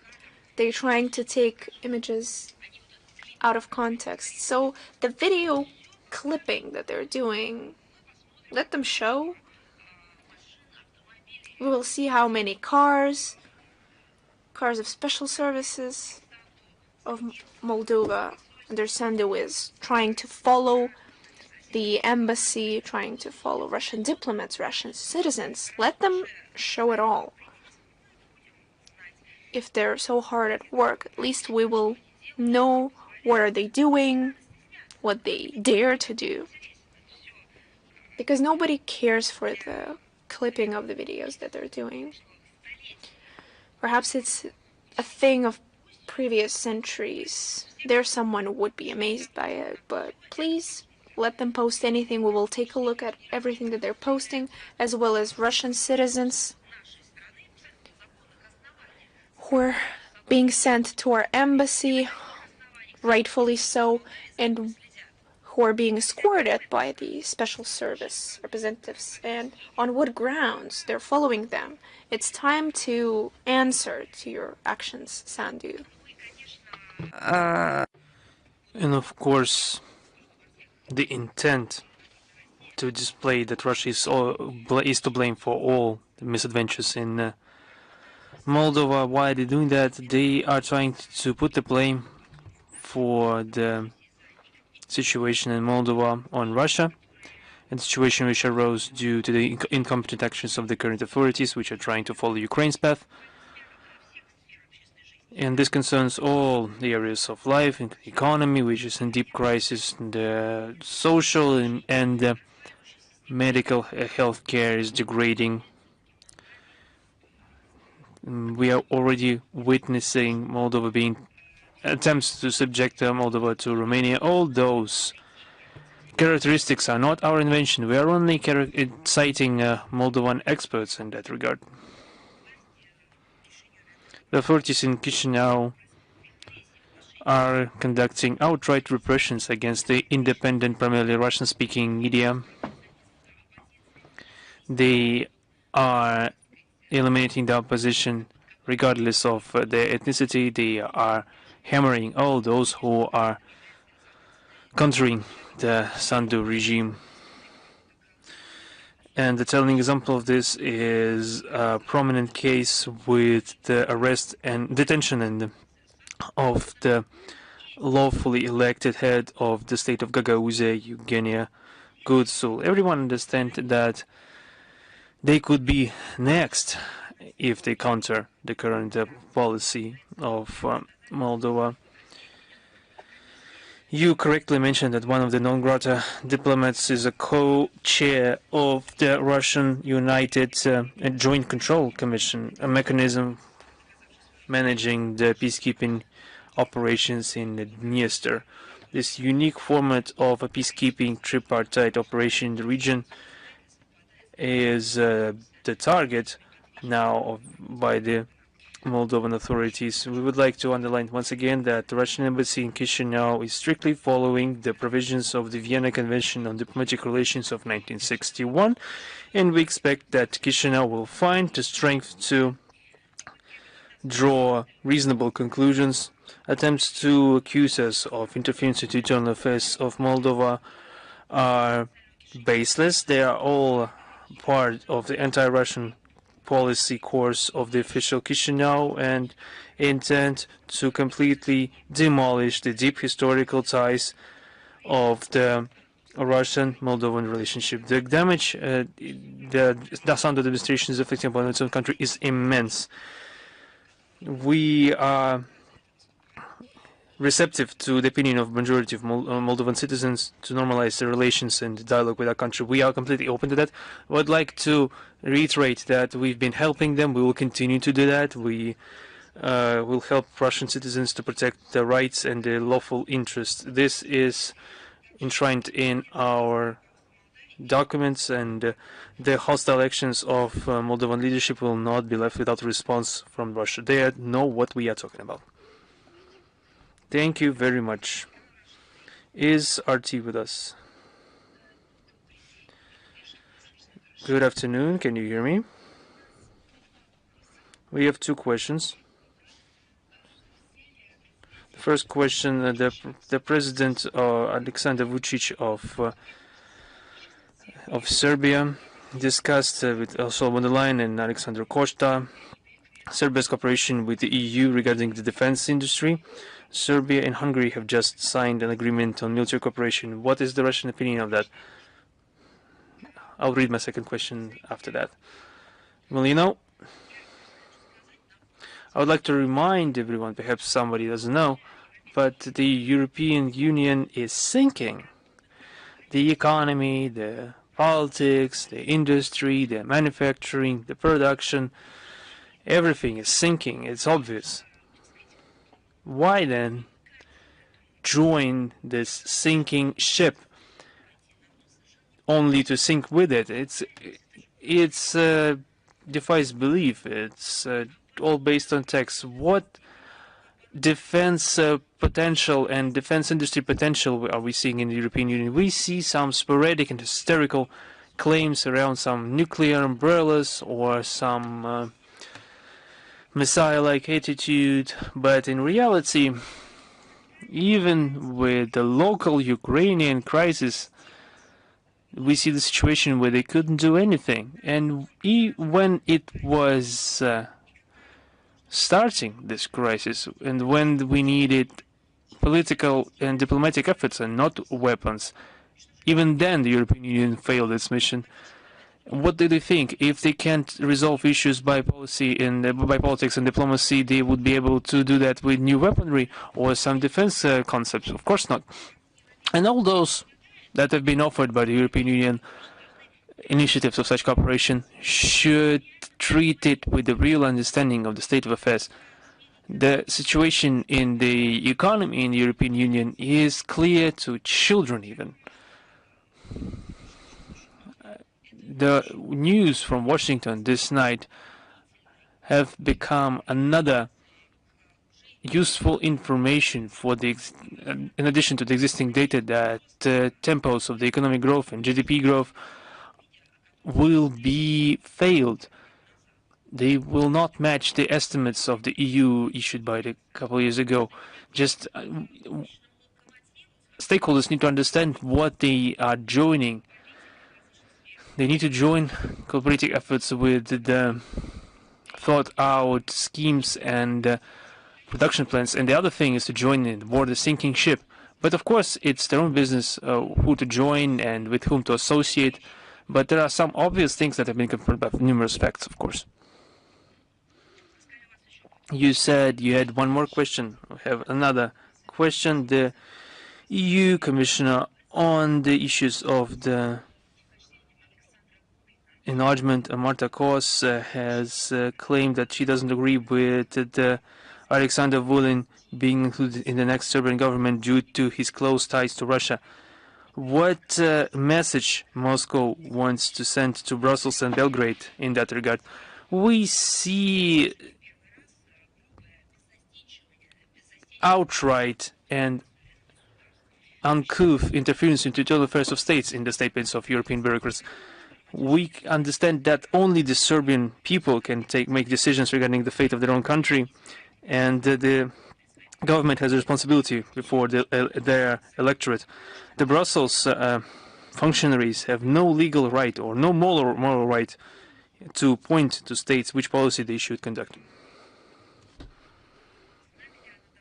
Is Anadolu with us? Yes, good afternoon. Anadolu Information Agencies, we have one question. Take into account the recent statement of the Minister of Defense of Israel, Israeli Katz, on Israel's detention not to allow the Palestinian administration to control the West Bank.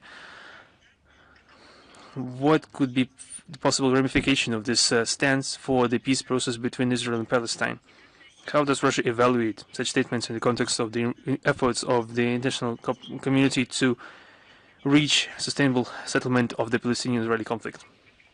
You see, recently we heard some statements of Israeli politicians regarding the situation, and our position that the Middle Eastern conflict should be led to a peaceful vein. We need a complete stop to military conflict and the established links between Palestinians and Israelis in accordance to the international legal framework based on the formula of two-state solution and borders of 1967 and the independent state of Palestine with the capital in East Jerusalem.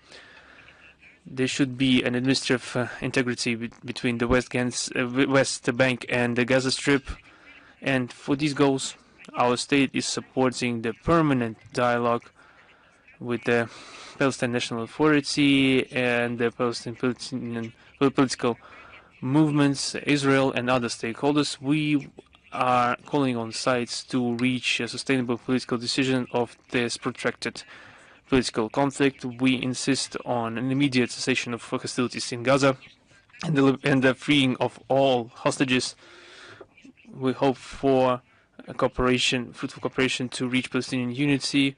We think that the implementation of the right of Palestinian people to have their own independent state will become a guarantee of security in the entirety of the Middle East. The history of the region shows that attempts to resolve the conflicts by force and ensuring the security at the expense of security of others is wrought with further destabilization of the situation. So that's why the stabilization of regional and global cooperation and mediation is required to relaunch Israeli-Palestinian negotiations. We support the diplomatic efforts of the Arab and the Muslim countries to normalize the situation in Gaza, including the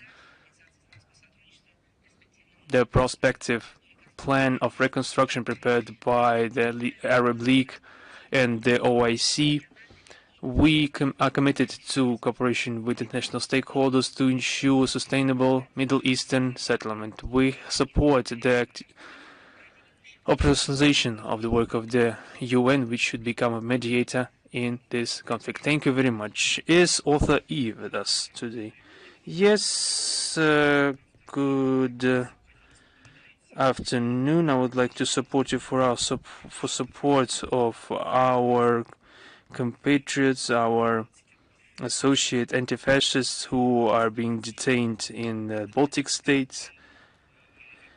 Our question is the following. The EU is trying to reinforce its influence in the states of Central Asia. Is this turn of the former USSR Republic towards the Brussels countries possible, taking into account the results of the summit in Samarkand? I would like to just reiterate my previous statement that the European Union can't but try to entice someone with something without actually having the capability to provide any meaningful incentive. They have their own problems that have been accumulating like a snowball, like an avalanche. I'm convinced that the wisdom of our neighbors and our closest allies, partners, friends that you are talking about will protect them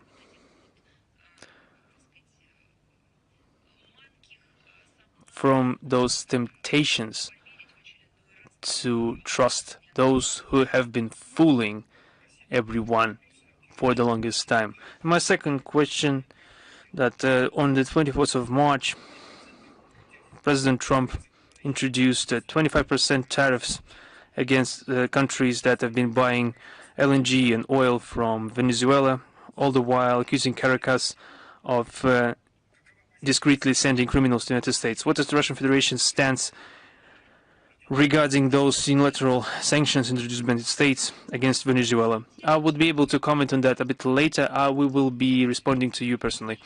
Is Izvestia with us?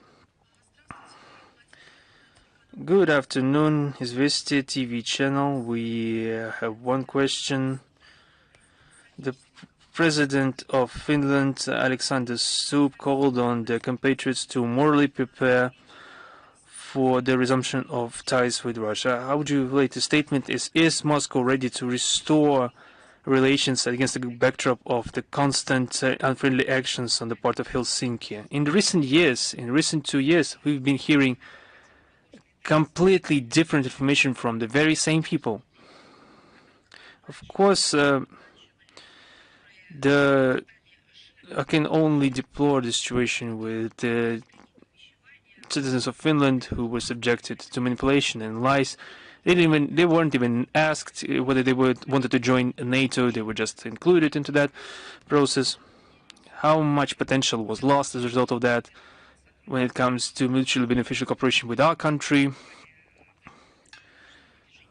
The partnership that has been fostered for decades. When we hear statements regarding the fact that somebody intended to resume and restore relations with us, discussing time frames, not being able to determine the time frames, perhaps questioning the reasons behind that, and as President Putin recently reminded that a tango dance requires 2 partners. So for this dance to be successful, to happen, the willingness should be shared by both parties. And I would like to repeat once again, obviously Russia is always ready to build normal and friendly relations with other countries based on mutual respect, equality, and consideration of each other's interests, and we are always, I once again would like to reiterate that, we are ready to normalize relations with those countries that we have a crisis, not due to our fault, of course, given that it is the sincere desire and that there is a sincere understanding that they actually had a very aggressive Russophobic position and provided that dependence, that they understand what they've done. And the leadership of our country, the President, the Minister of Foreign Affairs have been saying that for numerous times. And now let's look at the position of the Finnish leadership. We cannot say that they are sincere. They are not intending to have peace, good neighborliness, and mutual understanding. We remember the bellicose statements of Mr. Stubb, saying that the Russian authorities could understand only the language of force. In his numerous statements regarding his intention to support Ukraine for as long as it is worth, and how long as it is required. And also that there have been numerous Finnish mercenaries traveling to Ukraine to kill Russians. Now they are calling to prepare morally to restore relations with Russia. You know, it is such an inconsequential type of thinking.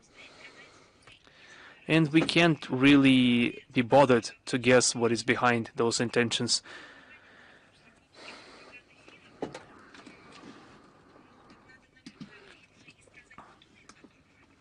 Perhaps this call was directed to some radical members of this Finnish society that were completely indoctrinated and fooled, but perhaps those statements should be accompanied by the appropriation of blame and some actions. For example, stopping and pumping Finland's information space with anti-Russian narratives and reopening the Russian-Finnish land border to force the construction of defensive structures, lifting the ban on the vehicular or ferrovial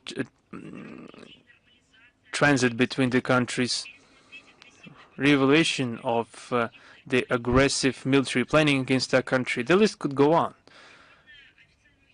And the official hasn't agreed. The main thing it needs to do is to stop the artificially instilled utopian and destructive, at the same time, ideology of inflicting a strategic defeat upon Russia.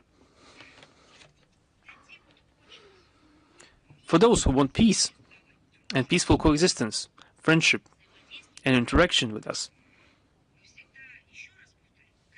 once again, they can expect our complete and open support, taken into account and given that the country in question makes concrete steps and conducts organized work to remedy the situation.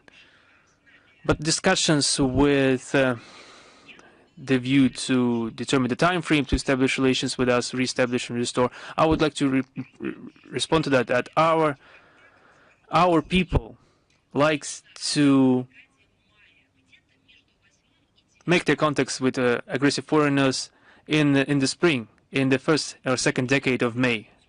This has been a kind of a tradition of our people.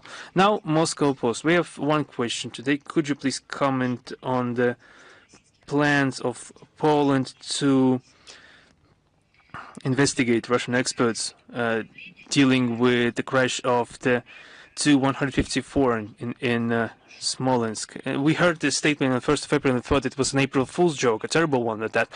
But the statement was true and sincere.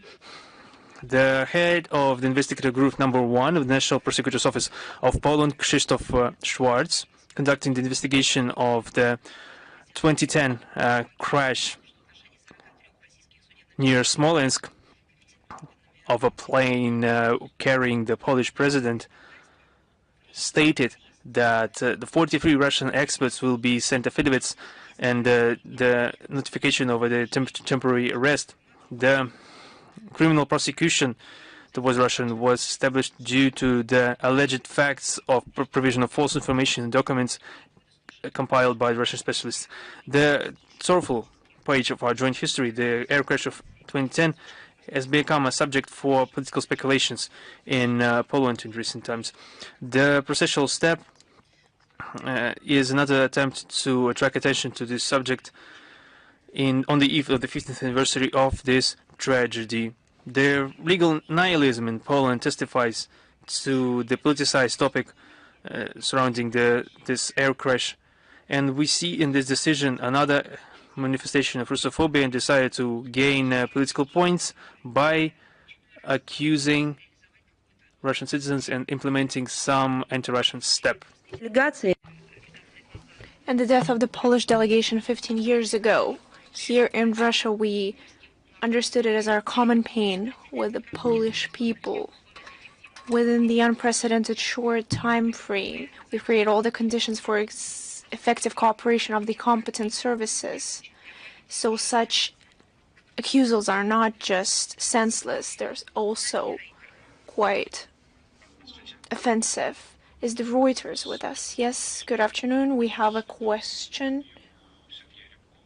Following the interview of Sergei Ryabkov to the International Life as for Iran, he said that there are more threats and ultimatums for Iran that Russia denounces that could later lead to catastrophic consequences. I would like to ask how Russia views the situation with Iran and the deal, and how this situation that could lead to consequences is actually dangerous today. First of all, I would like to state that the Deputy Foreign Minister Sergei Ryabkov met with representatives of Iran, and the statement was posted on the website during the meeting. Following the result of the Russian Chinese-Iranian consultations of the highest level in Beijing on March 14th, course to find viable, sustainable negotiation solutions that could help us eliminate Western prejudices and misunderstanding toward the Iranian nuclear program. Understanding the rightful use of Tehran of the peaceful atom energy. Is the Iran nuances with us, the information agency?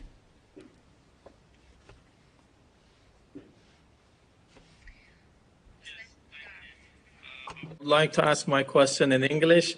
And given Russia's potential role as a mediator between Iran and the United States, how does Moscow view the use of pressure and threats, including the threat of bombing Iran, as well as increasing the sanctions as a means of advancing diplomatic progress? Considering Tehran's recent agreement to indirect talks despite this pressure, what impact do you believe such tactics of pressure can have on the prospects of reaching a mutually agreeable resolution? Has Russia exchanged any views on this with the American side, given that this may have been raised, the issue of Iran's nuclear issue, between the Russian and American officials? Thank you. Мы неоднократно говорили, что...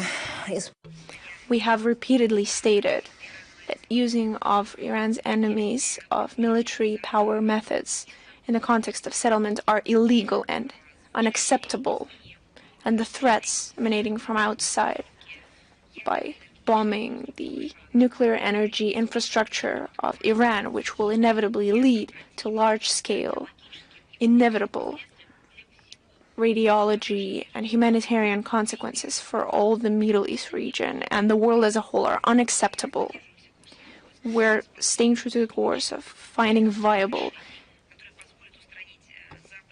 stable negotiation solutions that will allow to emanate the Western prejudices and the misunderstandings of the Iranian nuclear program in their use of nuclear energy, which emanates from the Iran's participation in international structures. Is the Xinhua with us?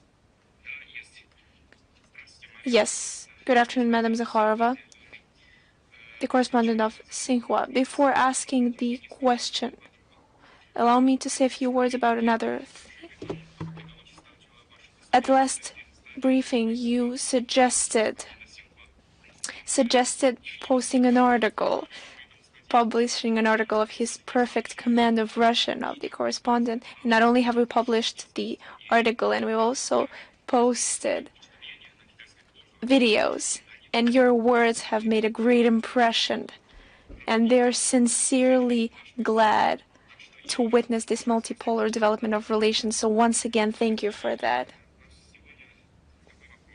And as for the question, just recently, the Minister of Foreign Affairs of China has compared the Chinese-Russian cooperation with a high-speed train, stating, although the views and the weather on the way of this train could change, its direction remains unwavering. And this high speed of its going forward will remain unwavering as well. How could you comment on that? What do you believe is the key to the stable development of our bilateral cooperations? You see, in Russia, we taking great attention to the interview of the Minister of Foreign Affairs of China. This was timed to the official visit of the head of the Chinese diplomacy to Russia. The visit was a great success. Among the main topics was the upcoming visit of the head of China to Moscow to the celebratory events to celebrate 80th anniversary of the victory in Great Patriotic War.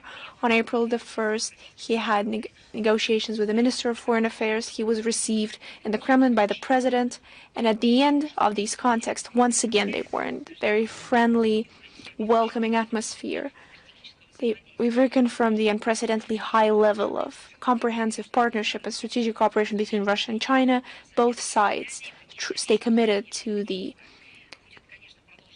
main course to further ensure the friendly neighbor states We'll continue our work on realizing agreements between the heads of our states on developing a respectful, mutually beneficial dialogue on key issues. And this approach is a sign of commitment of both sides on pursuing national interests when it comes to areas of security and development, which is why there is no need to review it, and there is no such need for it. And neither Moscow nor Beijing will do it if someone forces them to, because supposedly someone does not like our cooperation or they see it in a different light. We understand that those who do not wish us to succeed, they do not want to see this link between Moscow and Beijing. But towards those who don't want to see it happen, they will not amount to anything. We will continue to develop our contacts on any directions, on any tracks. So I believe that this is a nice comparison, a nice metaphor that you've just quoted. We could provide different symbols.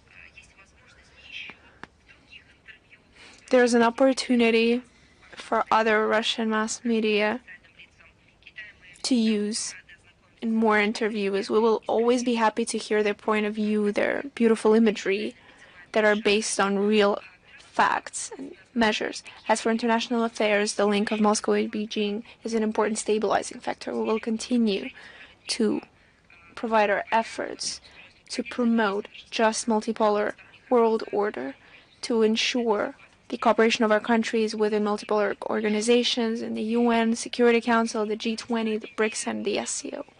Is the Ukraine.ru with us?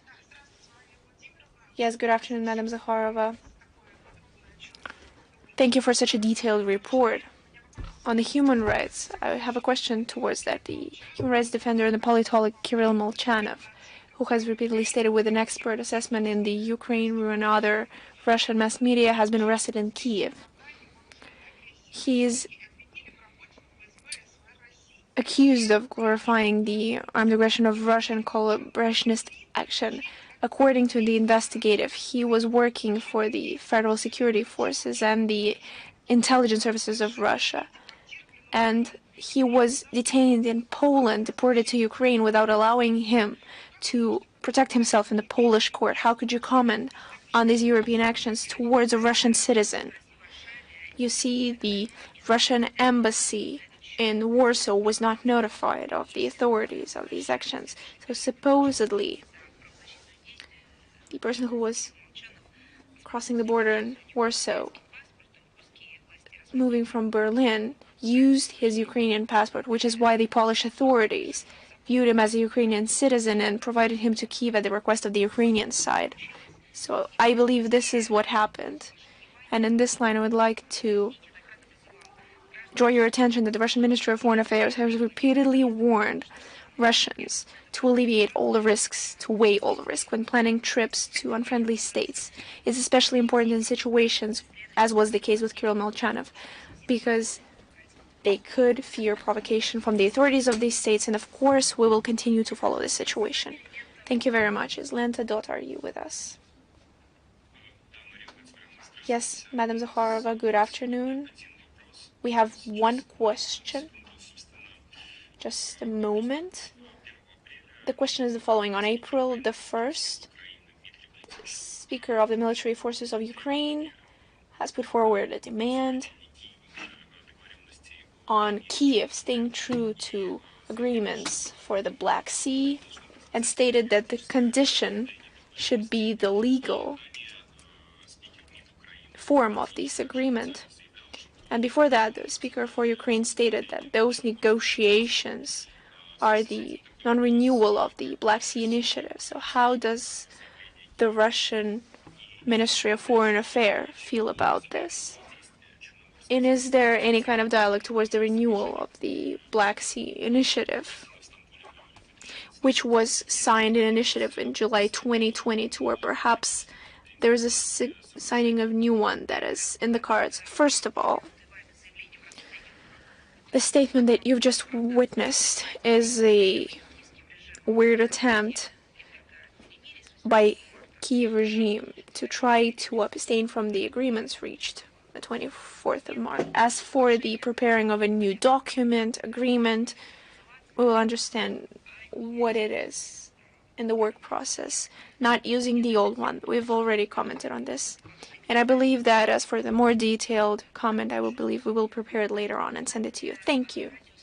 Thank you. Is the Saga Radio with us? Yes. Good afternoon.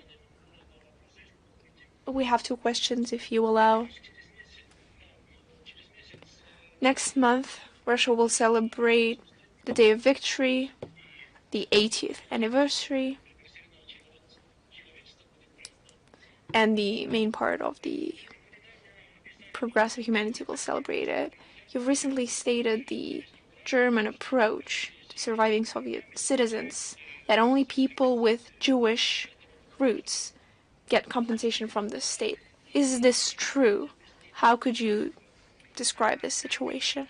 Yes, unfortunately, that's true. Unfortunately, German authorities continue to give humanitarian payments to those who were part of the Leningrad blockade only with Jewish roots.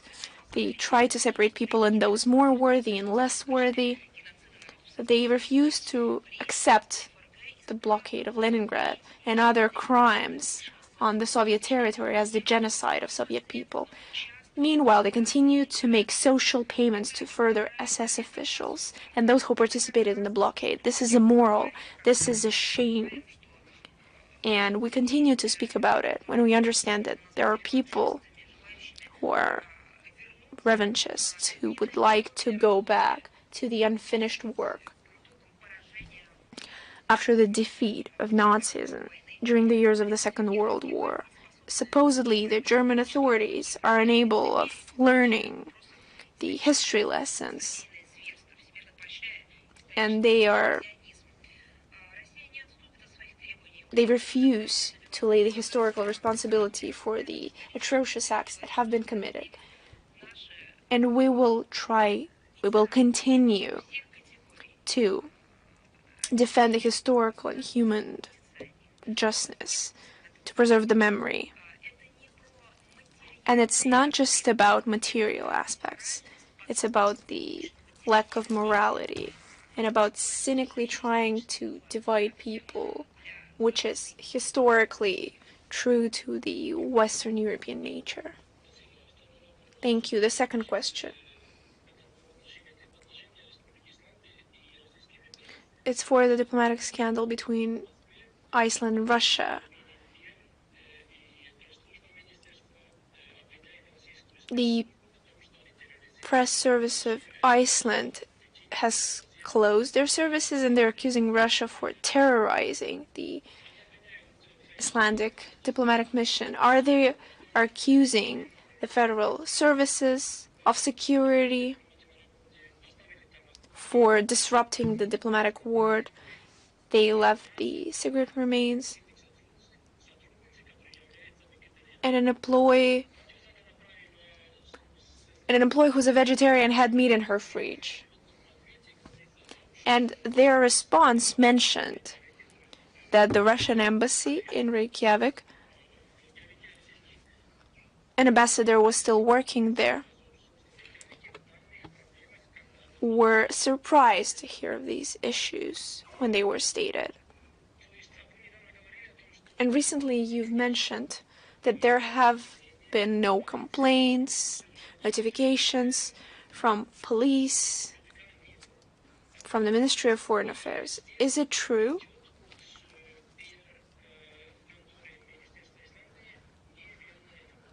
And is the Iceland providing false information? You have such a long question. Yes, it's true. We have not repeated any requests from the Icelandic side about any threats or risks in the security issue towards the embassy of Iceland in Moscow that was closed. No such requests appeared, neither in the Ministry of Foreign Affairs nor to the Russian embassy in Reykjavik. And we've already provided this information. Is News.ru with us? Good afternoon, Madam Zakharova. News.ru. Mikhail Rosen, we have one question. President of Serbia, Alexander Vucic, stated that Serbs during the years of the Second World War liberated the country themselves from the fascists. According to the president, aid of the Soviet Union was quite limited. Do you believe that the words of the Serbian president are trying to rewrite history? I would like to draw your attention to the fact that you could take his request directly, and when you quote him, you should use the quotation marks because this is a complex issue. And secondly, it's surprising that the president of Serbia did not find the right words, especially in the year when we celebrate the 80th anniversary of the victory, to honor the memory of those who, together with the Red Army, liberated the Yugoslavian land. I would like to recall that about 55,000 soldiers died, including 3,350 when liberating Belgrade. 21,000 soldiers of the Red Army were wounded or disappeared without a trace. A lot of Russian soldiers fought with the Yugoslavian liberating armies, and their losses amounted to about 1,500. I will not judge whether these people, their input, the lives that they've led, their feats, whether they're limited or limitless. They've sacrificed their lives without thinking of any limits, and that's a fact. And I would like to state that together with Serbs, we've defeated the enemy together. Yugoslavia among the countries of Europe who has paid the highest price in fighting Nazism, and participants of the partisan movement have contributed titanic efforts to defend the freedom and the independence of their country. And there was the Belgrade liberating operation of the Red Army, and you should remember it, where they've defeated the eastern and northeastern regions of the country with the area of 22,000 square kilometers, including cities of Niš, Kragujevac, Kruševac, Negotin, Zaječar, Kneževac, and Belgrade. The Yugoslavian people has rightfully assessed the feat of the hero liberators. They've given the medals to over 2,000 Soviet soldiers. I believe you will agree that they were more gracious back then in their assessments than 80 years later. Serbia clearly remembers it, and they're keeping the memory of those fallen. They ensure the high level of protection and of the 49 military graves of the time. In October 2024, we celebrated the 80th anniversary of liberation of Belgrade, and we hope that our Serbian friends will visit the celebratory events at the occasion of the 80th anniversary of the great victory in Moscow, 9th of May. I hope that he was misinterpreted. He didn't construct his statement correctly, but we would like to hope that our Serbian colleagues could find correct words, correct formulas and wordings, not to forget the role of the Red Army and our people in the liberation of the homeland. Thank you very much. All remaining questions will be answered in due time directly to the journalists. Thank you very much.